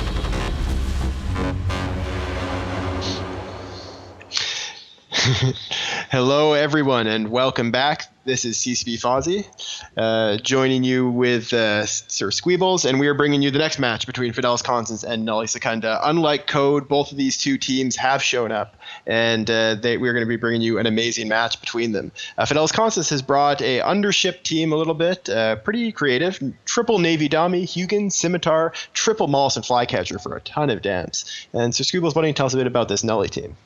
Nulli has gone with a little bit more popular set of ships. In the Gila, 3 of those, a Scimitar, a Healthy Frigwing with some Worms for DPS, a Merlin for Tackle, Ewar Heron, and a Drive-By, I assume, Crow.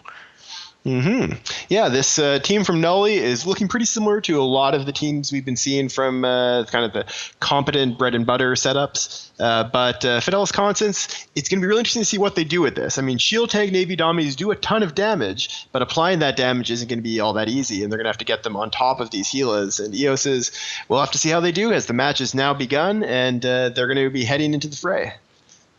And you can already see these Worms burning over actually toward the Frigwing, positioning themselves between the Navy Dominixes and these Molluses. Looks like they've got their drones out on the Scimitar, and the beauty of these Worms is that they alone can pressure the Scimitar into breaking a real decent sweat. Meanwhile, the Navy Dommies continue to sit around and be bad because they're Navy Dommies. Yeah, these Navy Dommies aren't getting much speed going yet, and meanwhile, that Scimitar is already through its shields and into armor. It's going to be off the field in just a moment. All of these Worms, oh man, there you go, it's down. They shot across the field and took it down so fast. And now the Hugin, the Molluses are all going to be very, very easy to kill. Yeah, I actually spent the better part of my morning reviewing matches of yesterday, and one of my big talking points was how much I despise the Navy Dominix as a whole in this sort of setting. The Gilas are, I mean, depending on how they're fit, you're looking at 700 plus drone DPS if they're using augmented drones, which I can't see, even higher than that. But that's all applied DPS, and you can see how applied it is on that Hugin as he just goes. He doesn't even think about it, he just dies. So they're all using light drones. The Fidelas Constans team has dropped Hobgoblins and Warriors exclusively. I guess to try to kill off the frigates, they seem to be putting all of their pressure on the Worms and the Crows, but they're failing to kill them. I mean, this whole team is throwing all of its damage against a Crow and now against a Worm, and they're not even scratching it. This is not an impressive performance here. Well, to the credit of the Navy Dommies, they're showing their versatility in dropping Bouncers, Berserkers, deciding against that, and then switching to Ogres. So they're definitely mixing things up as they continue to die. Yes, yeah, that's I think only a matter of time now. We just see the Flycatcher off the field and a Navy Domix is about to fall, and no ship's even breaking a sweat for Nulli Secunda. I think this is a nice, easy warm-up match, if anything, for Nulli. They're a team that a lot of people are expecting to do fairly well in this tournament, and this is a match that gives them some good practice. I think, and I like to joke about the Navy Dommy, but I think this is definitely an exercise in a team that can theory craft, but doesn't fully test out their theory. On paper and in the fitting window, the Navy Dominix looks really, really generous on DPS. The tank is pretty healthy. The mobility is not bad when shield fit. But if you get it out there and actually fly it against a variety of teams, you're going to learn really quickly that this is going to happen pretty much every time. So kind of a tough lesson to learn, but hopefully they take it with them into the losers bracket and come up with something different and try out not Navy Dominixes, ideally. Yeah, Navy Dommies haven't had the greatest win record in the tournament. We've seen them people attempting to use them as a replacement for Dommies in the last Alliance tournament, which didn't work very well. And so far, they haven't done all that great in this one either. So as that last Navy Dommy for Sayonara drops off the field, that is going to be a clean sweep for Nulli Secunda. That's going to push Nulli into the winners bracket. And Fidelas Constans is going to be into elimination matches starting next weekend. And with that, we're going to send you back for some more ads, and then we'll be back very soon for our next match, Surely You're Joking versus Almost Awesome.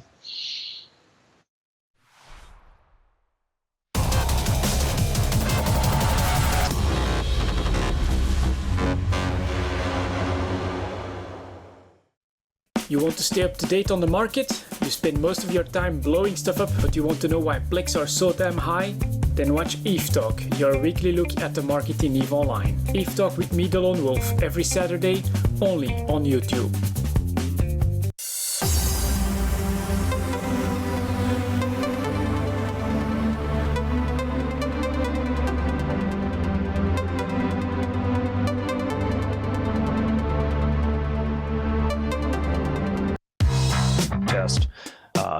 Have sort of a poisonous leadership. Poisonous leadership. Poisonous leadership. Poisonous leadership. Poisonous leadership.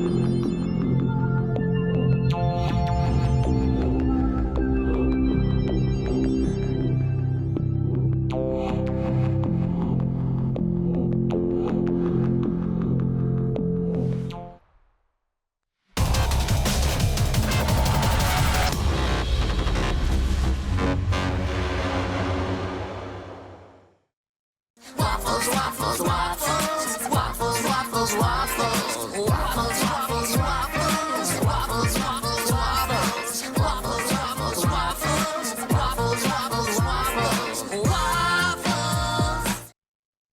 Oh no, I bombed. You bombed us. So I'm sorry, guys.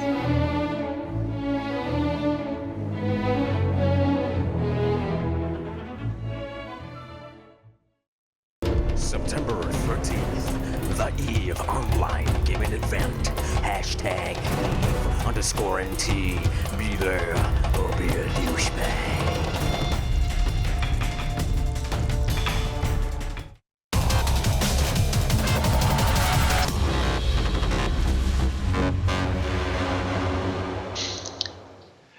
Hello and welcome back, everyone. This is CCP Fozzie, joined by Sir Squeebles once again for Surely You're Joking versus Almost Awesome, this next match in the 12th Alliance tournament. Two amazingly named teams. And Surely You're Joking is not joking around with these Orthreses. They have brought two Sleipnirs, a Scimitar, triple Orthreses, triple Worm, triple Tristan. I'm not sure how well this setup is going to work, but I love it either way.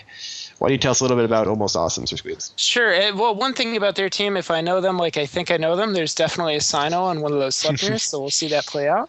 We're looking at 3 Gilas, a Basilisk, a Myrmidon, and another Myrmidon, which is interesting. We haven't really seen multiple T1 BCs in any of the fleets so far, so new stuff coming out, but I worry about their tank on those T1 BC hulls. Especially shield tanked. Right, and they're running with 3 Worms, which we've seen have worked really, really well. 1 Mollusk, which is a good choice, a Tyrannus, and a Hyena, which is also a great ship to have. So we're a couple of seconds away from the match starting, but just it's worth noting that although you don't see any bans on your screen, there were actually bans in this match. The Surely You're Joking team banned the Ishtar and the Eos, and Almost Awesome banned out Proteus and Aneros. So those bans did apply, even though they didn't show up in Crest or on the screen, and the match has now begun. So we're going to be seeing a bunch of drones get dropped. It looks like hammerheads, for the most part, being dropped by the Almost Awesome team. And the DPS is going to move just as fast as the ships in this particular match. So we'll have to see.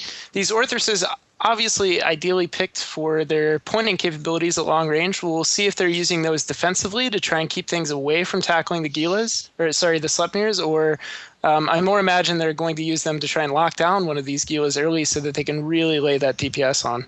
So I'm seeing cap transfers on the Almost Awesome team. They've got cap transfers going from one of the Myrmidons to the Basilisk and back. It looks like they may be doing some kind of cap circle chain in order to keep the cap and the Basilisk going, but we'll see how that goes once they start getting under actual damage pressure. It's worth noting most of these Tinker setups, or even if you want to call this like a pseudo-Tinker, hybrid Tinker, something along those lines, they're fueling capacitor to an XII ASB so that you can get those initial burst reps off without the cap. And while a Bazzi would be a great thing to fuel a Myrmidon, he can only have 1 cap transfer. So if that's really what they're banking on, this Bazzi pilot is going to have to be really on top of his game to get the right cap to the right Myrm, and I hope they have a lot of hardeners fit.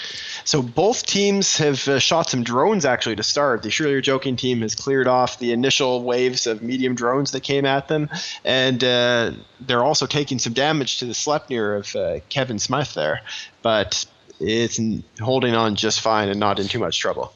And my question now for this team is, why did you bring Sleipnirs if you're going to sit them in the back? Why are the Sleipnirs not going in? I mean, unless they're artillery, and I really don't think they are, what are they hoping to do from that range, and why are they not committing to this fight? I'm honestly not sure what the reasoning behind that is. We'll see. They are sitting quite a ways away here. I'll get a quick look in at Alice. We see there a worm off the field. So the Surely You're Joking team was able to clear a worm out under the reps, but it looks like they're about to lose one of their own. There we go. They did trade traded worms. And a lot of these worms, I mean, for the people that are interested in a more typical frigate fight, you look at things like Inyos as high DPS, but man, these worms can put out some DPS with the rebalance. You're looking at potentially 300 plus DPS coming off these worms with augmented drones. And now this Sleipnir of Surely You're Joking is just getting melted by these Gila drones. Yes, he's dropping very quickly. The Gila is, of course, able to deal a lot of damage with both missiles and with drones, and there he goes off the field. Almost awesome that getting the first big ship off the field, that's definitely a very good start from them. As we also see a smart bomb on one of these Gilas. It's blowing up smart bombs to try to clear off the drones. Smart bombs are something we haven't seen probably as much use of in this tournament yet as we would expect, because there's been a lot of mobile drones, a lot of heavy drones, medium drones, and these smart bombs do a great job of clearing them off. So now they're in a position where they've lost their logistics, and they are taking heavy damage from the Gila drones onto Orthruses, which don't have a resist bonus. I mean, their tank is nothing to laugh at, but at the end of the day, they're not going to be able to survive that much DPS. Mm-hmm. I mean, the Orthrus of Get Blazed Wolf is dropping very quickly through structure and is now gone. And meanwhile, the primary for Surely You're Joking, the Gila of General Halt, is holding on just fine. It's taking some damage, but getting good reps in from the Basilisk. And with the Gila unbanned, I do agree with you on the limited usage of smart bombs being kind of interesting, especially with the drone-heavy metas.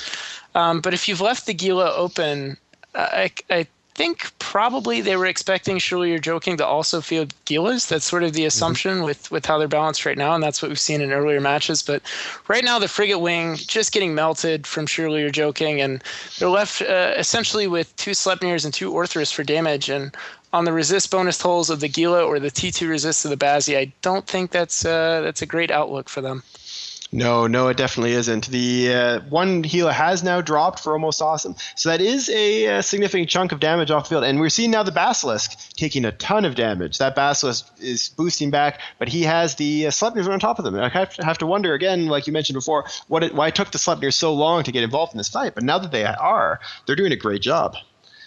That standoff would be understandable if both teams had equal damage projection, but clearly not the case. I mean, the Orthrus are going to be able to apply DPS across the gap that was between the teams on Warpin, but those Sleipnirs have got to be pretty much holding your hand to really apply maximum DPS, and they are now. But sitting back where they may be just waiting for the Gila drones to commit and see if they could kite that DPS, or was that a tactical mistake? I think I would rather have seen the Sleipnirs go right on in if I was Surely You're Joking. I think you're right, and I think that's being proved out now because they have gone in and suddenly they're winning this fight. They managed to kill another Gila. The Basilisk is down, and meanwhile the Sleipnir that's being primary of Kevin Smith there is holding on pretty well. I'm trying to see what drones they have out on these Gilas. I do see a set of ogres. That's obviously from the Myrmidons. So they have several ogres out applying damage, and those are going to hurt, especially on a shield. Looks like primarily round. Acolytes. So they're going to be really burning through the Sleipnir. You can see it now, and I haven't. Okay, I do just see a shield boost from Kelvin. They're rather small. I can't tell if that's just because of the drone volley, but ideally he'd have an XLASB, and if he can just get through those charges to trade for this Gila, they'll be in good shape, and he has survived. Yeah, he's definitely going to hold on until the Gila dies at least, and if the Gila DPS drops off the field, no, I don't think he's going to be able to keep himself alive the whole way. He still has the Myrmidons on him and 2 worms, which do a not insignificant amount of damage. Interestingly, though, it depends on how the tackle is spread. I mean, if you're looking at Shield Myrms, the Shield Myrms are not likely to have Scram Web. They might have one or the other. If Kelvin doesn't want to commit, he can pull range, but he looks like he's going ham. He's going to take on the trophy today. He's going to take down this Myrm, and that's a fine trade. They're looking now at 2 Orthrus and 1 Sleipnir. That is plenty of damage to take down a T1 BC. No matter how it's tanked, there's no logistics, and maybe links fitted on that first Myrm will be cleared off and reduce the tank of Tauren in the Myrmidon. Yep, it's very possible. Now, with that Myrmidon off the field, it is just 1 Myrmidon and 2 Worms versus a Sleipnir, 2 Orthruses, and 3 Tristans. This is definitely a match going the way of Surely You're Joking. It looked kind of bad for them right at the beginning there when they lost the Simi, when they lost that first Orthrus. But the Sleipnirs got in there and basically just won the match. Did a really great job of applying the damage with those autocannons at close range. Yeah, this is one of those matches that Surely You're Joking on comms, I'm sure is going to be excited, but they'll also be happy to talk about what they did wrong. At first, it looked like it was going to be kind of a grim follow-up discussion, but they should be excited. And I mean, they really did commit to the fight. As soon as they saw it going the wrong way, they put those Sleipnirs in there. They did what they could. And I think they were surprised to see how quickly the Gilas went down. So while I would have liked to have seen them pull the trigger on that sooner, it's good that they did it at all and won them the match. If they had played more defensively and not really gotten that DPS all the way in there, it would have probably gone a different way. Yeah, and the choice of the Orthruses are definitely interesting. These are rapid light missile Orthruses. They do a lot of damage to small targets. Most teams have been preferring Helas. Helas, of course, were not banned in this match because Almost Awesome was using them. But Surely You're Joking decided to use the faster, longer range Orthruses instead.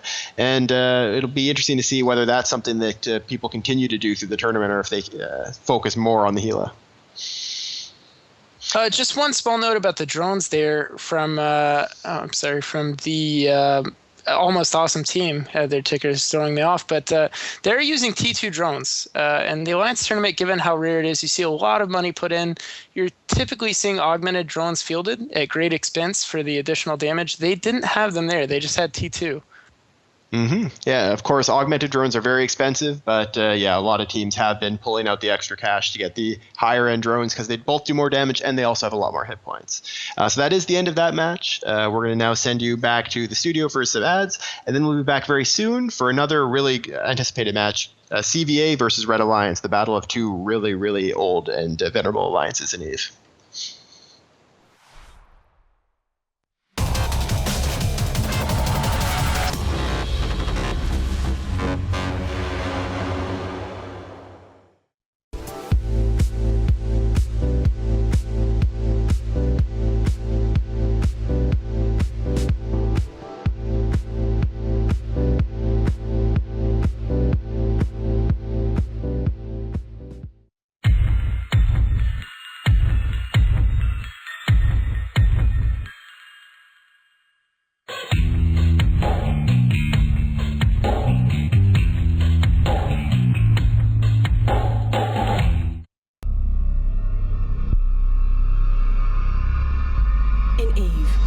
Only thing worth more than ISK is trust.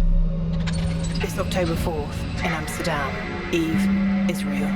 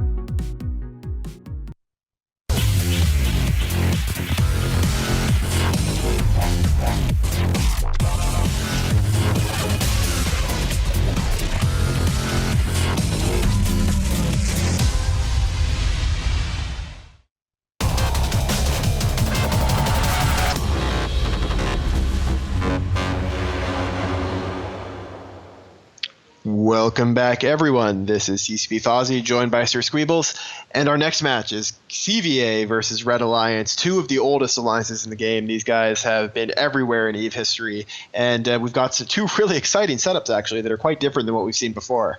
CVA bringing a mostly Amarian setup, mostly Candid, in fact, triple Damnation, triple Sacrilege, double Mollis, double Tormentor, and then double Inquisitors as the remote rep Logi frigates.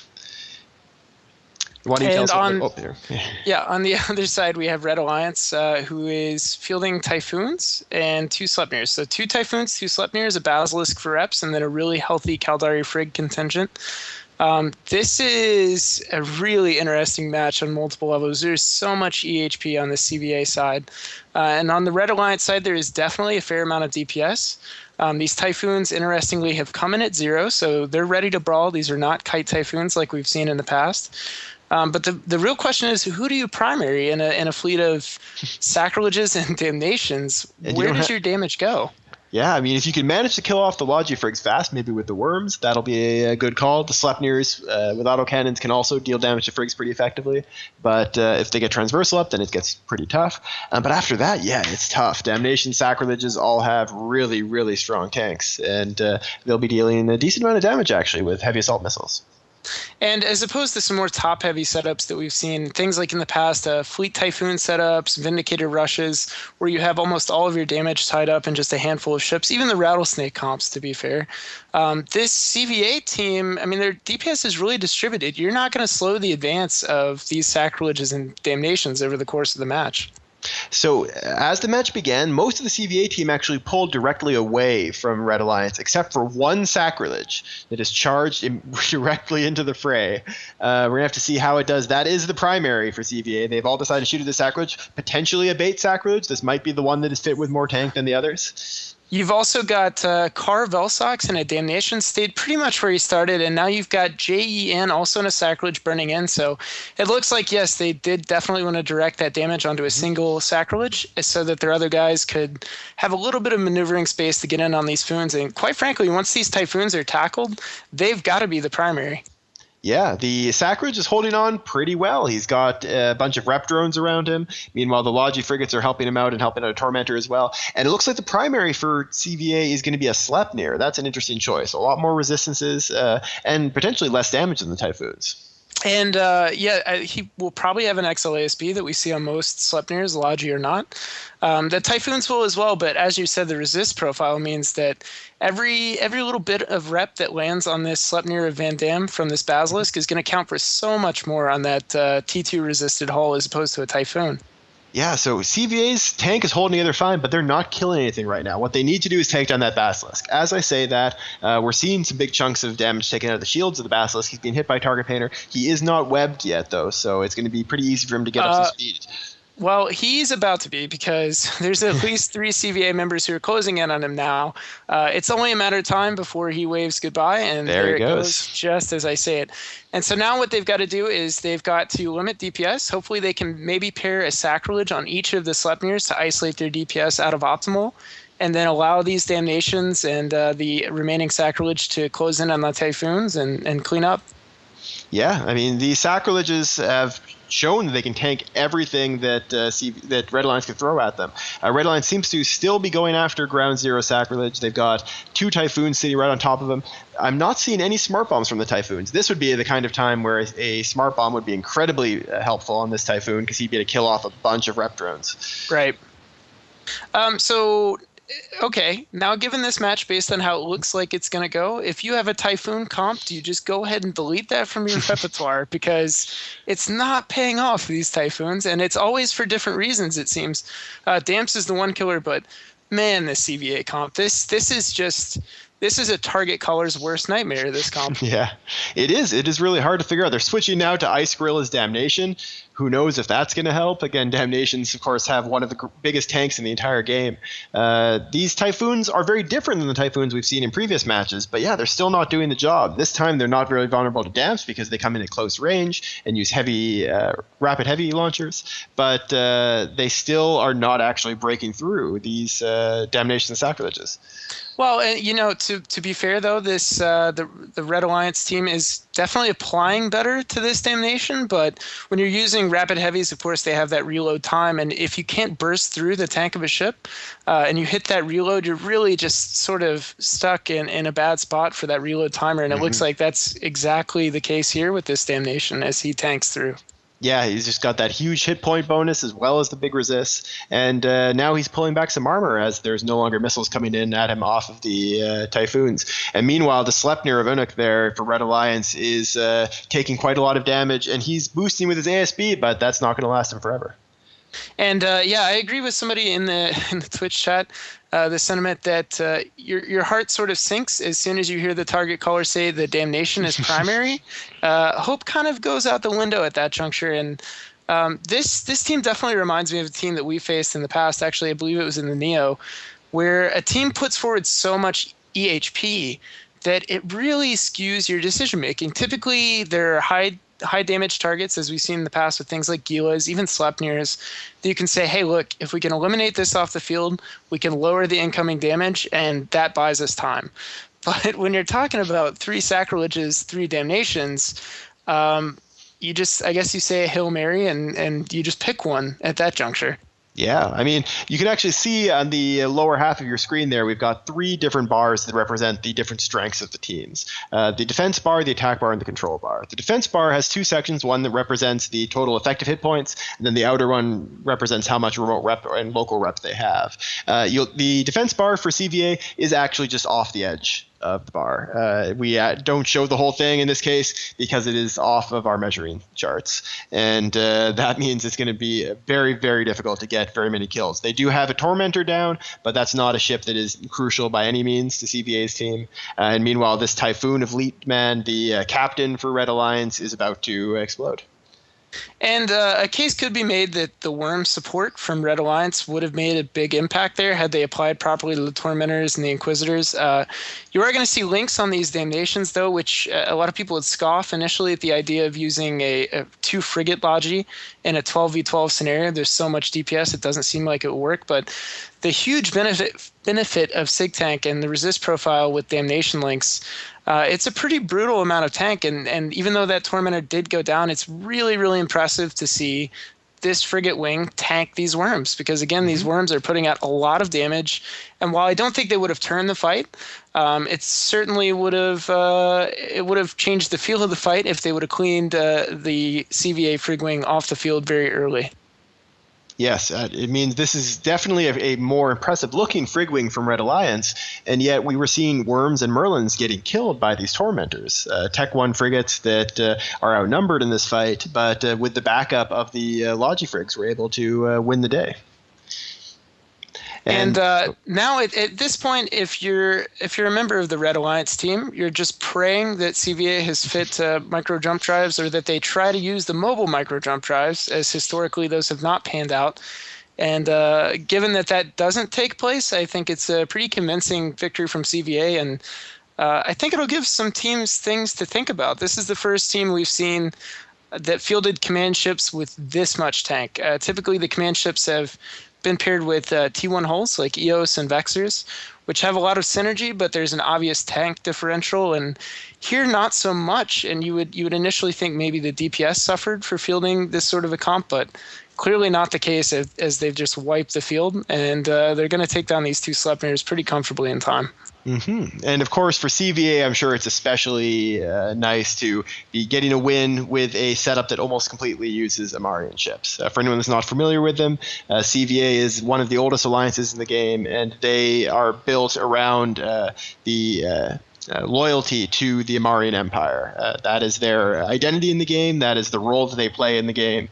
And to have this win be done with ships that are generally less popular in the tournament. We don't see a ton of Amarian ships in the last couple of years of tournaments, but CVA obviously knows that there's a way to use them very effectively. Right, and my hat's off to CVA here. This is really impressive. It's a very cool setup to see, and it worked exactly as intended, that nobody dropped below like 50% armor. So really cool setup, and more importantly than just how effective this setup is, I want to see what other teams field to counter this setup. I think that should be a really good match if they have the opportunity to fly this again, to see what the other teams bring.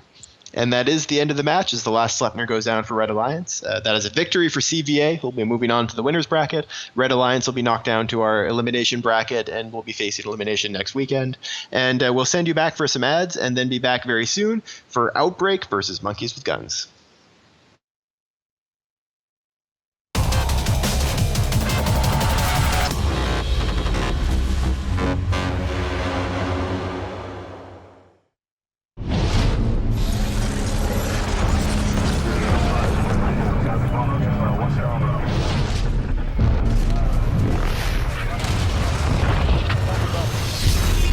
Waves Alliance.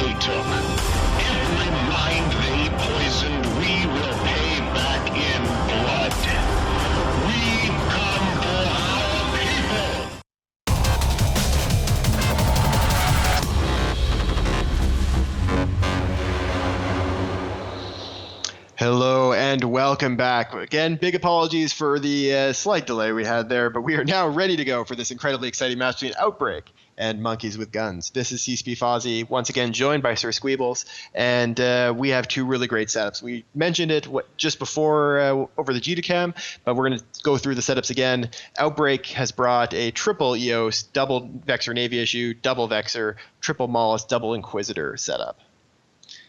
And on the other side, we have a completely reckless but very proud Galenti team fielding 2 Brutix Navy issues, an Astarte, and 3 Exec Navy issues, along with a healthy frigate wing of course, all Galenti, 3 Catalysts, 2 Fed Navy Comets, and an Atron. Yeah, and right before the match, or a little while before the match began, Sir Squeebles, you noticed the naming of all of these Monkeys with Guns ships. I did. They are all named exactly the same thing, and that is Galenti Pride, and that shows team cohesion. So I've got to give the edge to them. They're showing coordination, and they're going right into the middle as expected. They have no projection, but good lord, do they have DPS. And unfortunately, the Exec Navy issue of BAJ is taking damage first, but this Vexor Navy issue of Sarah is also taking damage. So good trades on both sides. Let's see whose tank holds up. Mm-hmm. Outbreak has a big swarm of geckos coming from these EOSs, and they're going to take a while to get on targets, but once they reach the targets, they're going to do a lot of damage. Meanwhile, that Vexor Navy issue is webbed now, so he's going to be taking more and more damage from the blasters. Not only is he taking more damage, he's taking all the damage as he gets absolutely erased. A Vexor just disappeared. I didn't see any damage applied to him. Boundary? Or We've had some boundary violations. A couple of guys have been using the micro jump units and jumping out of the arena. We have boundary violations all over the place, apparently. Remember, viewers, stay in school and don't use micro jump drives. Oh my goodness, this Valenti team is just getting melted. But Sarah's still holding on. Unfortunately, it's not enough. We'll remember you, Sarah, fondly. And Bosknard now seems to be the damage primary. Good gosh, that exec Navy issue is gone. Once that swarm of geckos catches up to you, you go down very fast. It's worth noting that the Catalyst neutrons that died weren't actually boundary violations. It looks like the Vexor of Scorps. The rest of them just got vaporized under all the damage. That's a lot of the ships already off the field for Monkeys with Guns. Definitely not the start they were hoping for strategically, as they take down an Inquisitor, though. That's a important kill to help take the reps off the field. This is not going well, though. As you said, one of the last two remaining DPS holes for the Valenti team is now in deep structure, and he is gone. Poor Monkeys with Guns. The Astarte and the Brutix Navy issue have a lot of ground to make up, and realistically can't really expect them to recover that, especially with shield tanks. They went with full DPS, which is the only way to do it if you're going to do a Valenti rush proper. I definitely agree. But Mirana is not going to be able to tank long. Take care, old friend. Yeah, they've got another Vexor down, but it is only, I think, a matter of time. Marana is now going through the last of his armor into structure, and he'll be dropping off the field, which will very quickly, as the Catalyst of Duke Sovereign also goes down, leave the Astarte of Zaratha there, the last man standing for Monkeys with Guns. There might not be many ships on grid for Monkeys with Guns, but there are definitely still mobile micro jump units. So this presents an opportunity, as we've discussed. These EOSs might panic and jump, in which case we could definitely see an upset. But right now it looks pretty grim, as this this Astarte is low on shield and into armor. Oh no, this is not going to be good. He's dropping through quite quickly. There's only one more ship on the field for Monkeys with Guns. It's a Federation Navy Comet belonging to Elijah Ghost, and I think it's just a matter of time before he goes down. He is currently dueling with a Mollis of Outbreak. And if everyone turns their volume up right now and listens very closely, you can hear a moment of silence in all of Valenti space out of respect for this Monkeys with Guns team. They came in, they represented, they tried so hard. A lot of DPS, but so much death. Many a good man lost today. And that is the end of that match. Monkeys with Guns bringing a very exciting but ultimately unsuccessful setup, and Outbreak will continue on through the winners bracket. We are going to send you off to some ads, and then as quickly as possible set up the next match, which is HYDRA Reloaded versus Triumvirate, for real this time.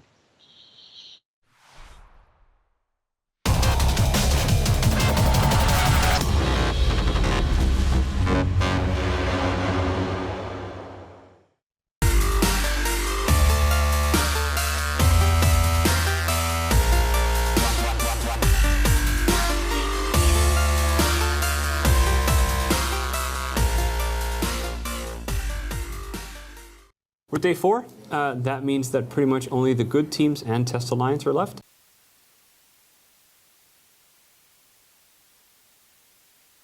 Test Alliance, please ignore. Worst of the best.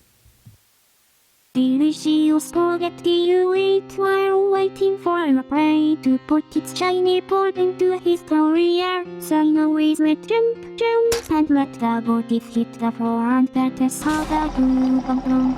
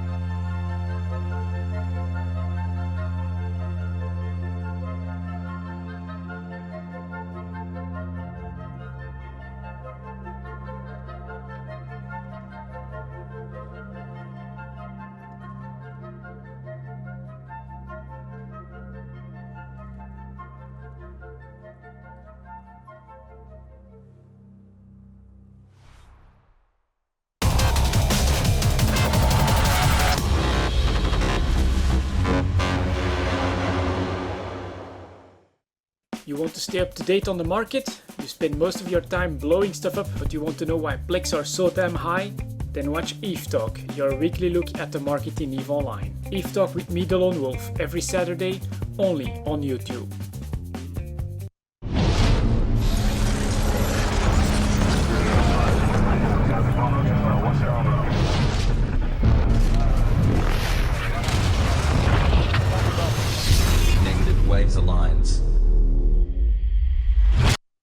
like waffles? I like waffles. I like waffles. Do you like waffles?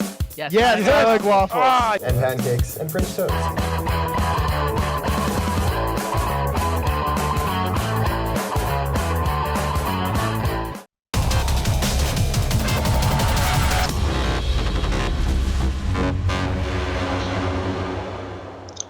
Welcome back, everyone, to what is probably the most anticipated match of today. This is HYDRA Reloaded versus Triumvirate. I'm CCB Fozzie, joined once again by Sir Squeebles, and this is day 2 of the 12th Alliance tournament. On HYDRA's side, you see there on your screen definitely my favorite tournament ship of all time. This is a ship that's near and dear to my heart, the Sleipnir, and HYDRA Reloaded has decided to bring a Sleipnir rush that I'm sure they know how to fly very, very well. It's triple Sleipnir, Scimitar, Kitsune, double Celestis, double Mollusk, triple Heretic, tons of dams, and then the Sleipnir core to deal all their damage. And Triumvirate's brought something a little bit more standard. Why don't you tell us a bit about that, Sir Squeebles? Yeah, I'm not sure how well they can pilot it, but I am very impressed by their setup with 3 Vexor Navy issues, 3 normal Vexors, an EOS and an Oniros for the DPS and the Logi, and then you've got 1 Mollusk, 1 Carries, a Malediction, and an Ishkur. And I am a huge fan, as much as you like Sleipnirs actually this year. I really enjoy the Vexor Navy issue, so definitely a lot of potential with this hull, and I look forward to seeing it because really it's a nice set of ships to bring into something like a Slep Rush. Yeah, I think it is actually a pretty good matchup for Tri to get. Tri has brought a setup that fits much more easily into the meta of the tournament so far. Mollusk already off the field for Tri. My goodness. Carries down as well. Incredibly fast these first couple kills. That is definitely the Heretics coming through with just insane alpha against the frigates, and I think we've talked these up, myself and other commentators, but man, these Heretics are terrifying. If you're sitting in a frigate and there are Heretics that are parked on the other side of the beacon here, you've got to be nervous because it doesn't matter really what you're flying. With 3 Heretics, you're going to go quick. Well, what's been killing those frigates is actually the Sleipnirs, which are fitting artillery. These are already Sleipnirs at long range to alpha through any reps on frigates, and they're doing a great job at that task, as they're already eating quickly through this Vexor Navy issue as well, poor God. I was wondering actually how the volleys reached across the field that quick, so now the question becomes, can you still technically call it a rush if they're artillery fit? Yes, I think this is definitely, we wouldn't generally call it a rush in this case. The Sleipnirs, instead it's definitely more of a damp control setup. You keep your range, you damp out the opponents, and you're seeing almost no damage coming across the field to HYDRA Reloaded. They're playing this essentially perfectly. The damp icons all the way across the Triumvirate side means that they're having a very hard time choosing where their drones go. Yeah, this is amazing. Like the artillery Sleipnir definitely has potential, but it's also very risky. They've paired it with those Celestis, which are piloting absolutely amazingly, and they're applying their damps on the DPS hulls. The funny thing about their control setup is that hypothetically, if piloted well, it should be countered by drones. As we talked about before, you have the assist mechanic, and you only have to activate your drones once, and they'll stick to that target. Even so, they're still mitigating all of the damage, not just some of the damage. They're mitigating all of the damage from this drone setup with 2 Celestis. Nothing short of sort of Hydra level PvP here. Super impressive. Not really a huge shock, but it's still a heck of a lot of fun to watch. This is probably a setup that would have been a bit more risky last year when the drone meta was more heavily focused on sentry drones. They can reach across the field and track these Sleipnirs really well, and they can easily be assigned back and forth. But like most of the drone setups this year, Triumvirate has been relying on heavy drones instead. And of course, the Vexor Navy issues don't have the ability to field 2 waves of drones. They can't bring sentries and heavy drones. They have to bring one or the other. That means that HYDRA is able to burn around the field and waste a lot of time while the drones chase down their Sleipnirs. And if I'm not mistaken, I'm looking at the stream now. Yeah, so HYDRA banned the Vargar and the Golem. And at first glance, you'd think like maybe a Tinker wouldn't be ideal. And definitely for the alpha that they're looking to output, that makes sense. But any other reasons they would want to avoid a Golem and a Vargar specifically with this setup? I mean, even outside of a Tinker, any Marauder is going to be dangerous because the Marauder is completely invulnerable to the damps. So their game plan is all about keeping range of the Sleipnirs, which are going to be faster than most of their opponents, and then damping out all of the DPS and especially logistics, things like that. But the fact that Marauders are completely immune to the damps means they'd be able to reach out across the field and use their extra DPS over an already Sleipnir to cause a pretty big problem. They'd be able to take down that Scimitar probably pretty quickly. I would almost argue though that baiting another team into investing that many points in a golem, I mean, realistically, or a Vargar for that matter, but realistically, either if they kited this effectively and they damped out the non-E-War immune ships on field, which is presumably everything else, it seems like maybe they could talk people into investing too many points in a Marauder that is the only thing that can apply DPS. Clearly they know what they're doing, but since we have nothing to discuss except for the dunkage happening on field right now, and this last EOS, he's low, and here we go. Hold on. Yeah, waiting. The last volleys of missiles come in from those heretics. And boom goes there the he dynamite. goes. So a very, very quick dismantling of Triumvirate from HYDRA Reloaded. Try bringing what is a very solid setup, and they seem to be piloting it just fine, but HYDRA demonstrating that they are a step ahead of most of these other tournament teams. This is a very, very convincing performance from them. And that we're going to send you back to the studio for some ads and then be back for our final match of the day, No Holes Barred versus Revolution.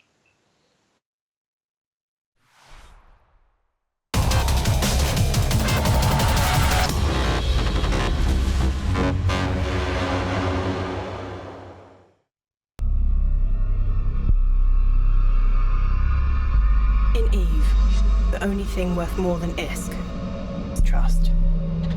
This October 4th in Amsterdam, EVE is real.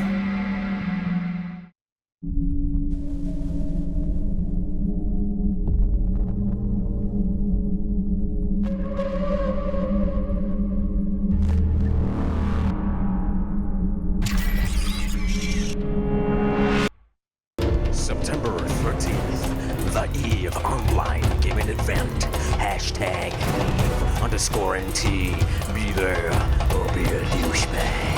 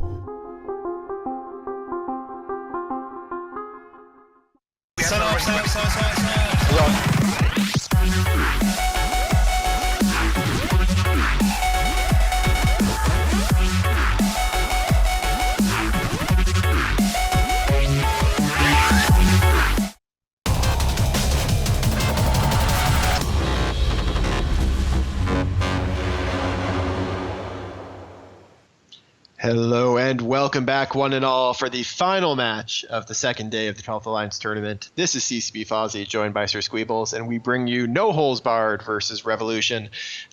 Two teams that have a bit of tournament experience. No Holes Barred, a pretty well-known wormhole group, and they brought some pretty cool setups. No Holes has brought a EOS Vexor comp, pretty similar to what we've seen from a lot of other competent teams so far. Triple EOS, a Neros, triple Vexor, Celestis, triple Ishkur Malediction. And why don't you tell us a little bit about Revolution setup to schools? Revolution has brought a team comp that will look great on the runway. I'm not sure I understand some of it, but 3 Vexor Navy issues, a Phantasm, a Caracal, a Vulture, a Stratios, a Scimitar, and then 1 Kestrel and a Crow. So some drone DPS, a little bit of rapid light missile from the Caracal, a Vulture for tank, and obviously they've got that Scimitar to hopefully keep them alive long enough to put the hurt on some of the DPS from the other team. This is the first time we've seen a Phantasm in this tournament, and they haven't been popular since like AT4 in tournaments, so it'll be interesting to see how well this one works out for them. The match has now begun, and we're seeing NoHo burn right across the field, charging towards the Revolution line. NoHo definitely has a little bit more cohesive of a setup. There is a limit, only 3 hulls of the same type on any given team. That's why in the command ship rushes, you see 3 EOs, you see 3 Vexors. it's very rare that you see a team like Revolution that fields one of several different types of ships. You tend to like to have pilots in the same sort of hulls. It makes positioning a little bit easier. It makes rolls a little bit easier. I feel like maybe they tried to cover too many of their bases, and in that pursuit, they picked some a little bit unusual and possibly effective, but certainly unusual hulls. And we see damage now going on to Blackish in the Celestis, and also the Scimitar of Axel. Oh no, and Revolution is taking huge damage. Yeah, he's been webbed, and the entire NoHo team is kind of converged around him. And here he goes off the field. That is the Scimitar for Revolution gone. Meanwhile, the Aneros for NoHo's Bard is sitting quite pretty. He's as I say that, he loses all of his shields in one burst, and I'm sure Revolution's going to try to even the score there. To maximize their time on field now, right? Revolution really needs to look good. They have to emphasize the aesthetics of this and hope that carries them through this. Oneros is not going down fast enough to make a difference. They're definitely applying appreciable damage, though. But in the meantime, Ren in the Stratios just gets absolutely erased. And your mum in the Oneros is still holding fairly strong. Mm-hmm. The Stratios was shield tanked. It's not something we see very often in the tournament setting because they have that armor resist bonus, but he had an ASB running. It just wasn't enough to keep him alive. Your mum is tanking really, really well at this point, and actually holding on quite well. There's a lot of rep drones. And actually, now we're seeing the Revolution team is now shooting the rep drones that are repairing your mum. First off, I find that offensive. And second off, typically when you see Ishkars in the support wing, you can safely assume that that's going to be rep drones, especially when your core DPS/tank group is going to be EOSs. You've got great bandwidth across those Ishkars that, yes, you could use for drone killing, but most often you see them aiding the logistics and keeping pressure off whoever the primary is. And at first glance, people might think, 3 sets of light rep drones might not mean a lot, but it's very consistent reps, and over the course of a match, especially where you've got drone aggro where you can mitigate DPS, they're actually a huge impact. So looking at this team right now, it's the EOSs and the Ishkars. I mean, that alone is a strong enough setup. So even with this Oneros off the field, they've now mitigated enough damage. And I'm afraid Revolution has not looked quite good enough on field, and they're slowly dying. Yeah, I mean, at this point, Revolution is primary in the Celestis, which actually isn't a great primary because the Vexers and the Vulture are going to be mostly shooting at stuff that's on top of them anyways. But they're going to try to bring that last ship down. We'll see if they can pull it off. But one way or another, they're probably not going to kill anything more than that. It's just a matter of time now. And No Holds Barred follows along with yesterday's end of day match, where Sleeper Social Club also did very well. So there's been a couple of these groups that are really representing the wormhole lifestyle very well in the tournament. Yeah, and NoHo put forth a really, really strong setup. I think this is a setup that, not to make the Alliance tournament sound easy, it definitely takes thought no matter how you play it. I mean, even the ban picks can be a serious mind game, and you got to be prepared to adjust. But they fielded what I would consider to be a really strong setup. They went even heavier on the E-War than some of the triple EO setups we've seen in the past went. But they've proven here today with Revolution that there's definitely more to life than just being really, really, really ridiculously good looking. Mm-hmm. Yes, indeed. As now we have just a Kestrel and a Vulture left for Revolution. No Holds Barred is going to take this match very convincingly, and that's going to leave me doing pretty well in my predictions for today as a whole. I've only got 3 wrong, so I'm going to be at 13 out of 16 for today. So thank you very much, NoHo, for helping me out for this last match. I don't actually have any transcripts of my total guesses. So as far as I'm concerned, retroactively, I can say I was right on almost all the matches today. And if my court members say differently, it's because they're lying. And I was definitely on point with most of these predictions. Yeah, that's hard to argue with. Liquid Soul and his Vulture is now taking the brunt of all the damage from the whole NoHo team, and he will be dropping off the field very quickly.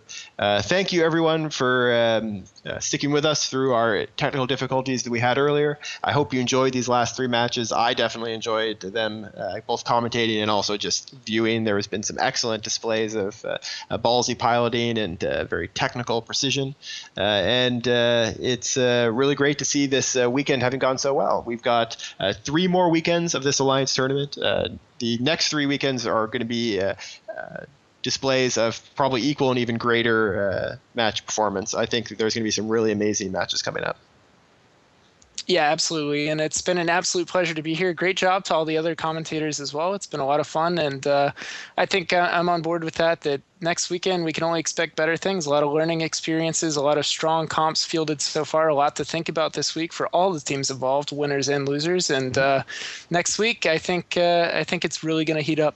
Yeah, so with that, No Holes Barred has won this match, and with that, they've won the honor to go face HYDRA Reloaded tomorrow. So best of luck to you, chaps. We will now send you off for the day. This is the last match of the day, and like I said before, thank you very much for joining us, and come back and tune in at 3 o'clock next Saturday, 3 o'clock EVE time next Saturday for day 3 of the 12th Alliance Tournament.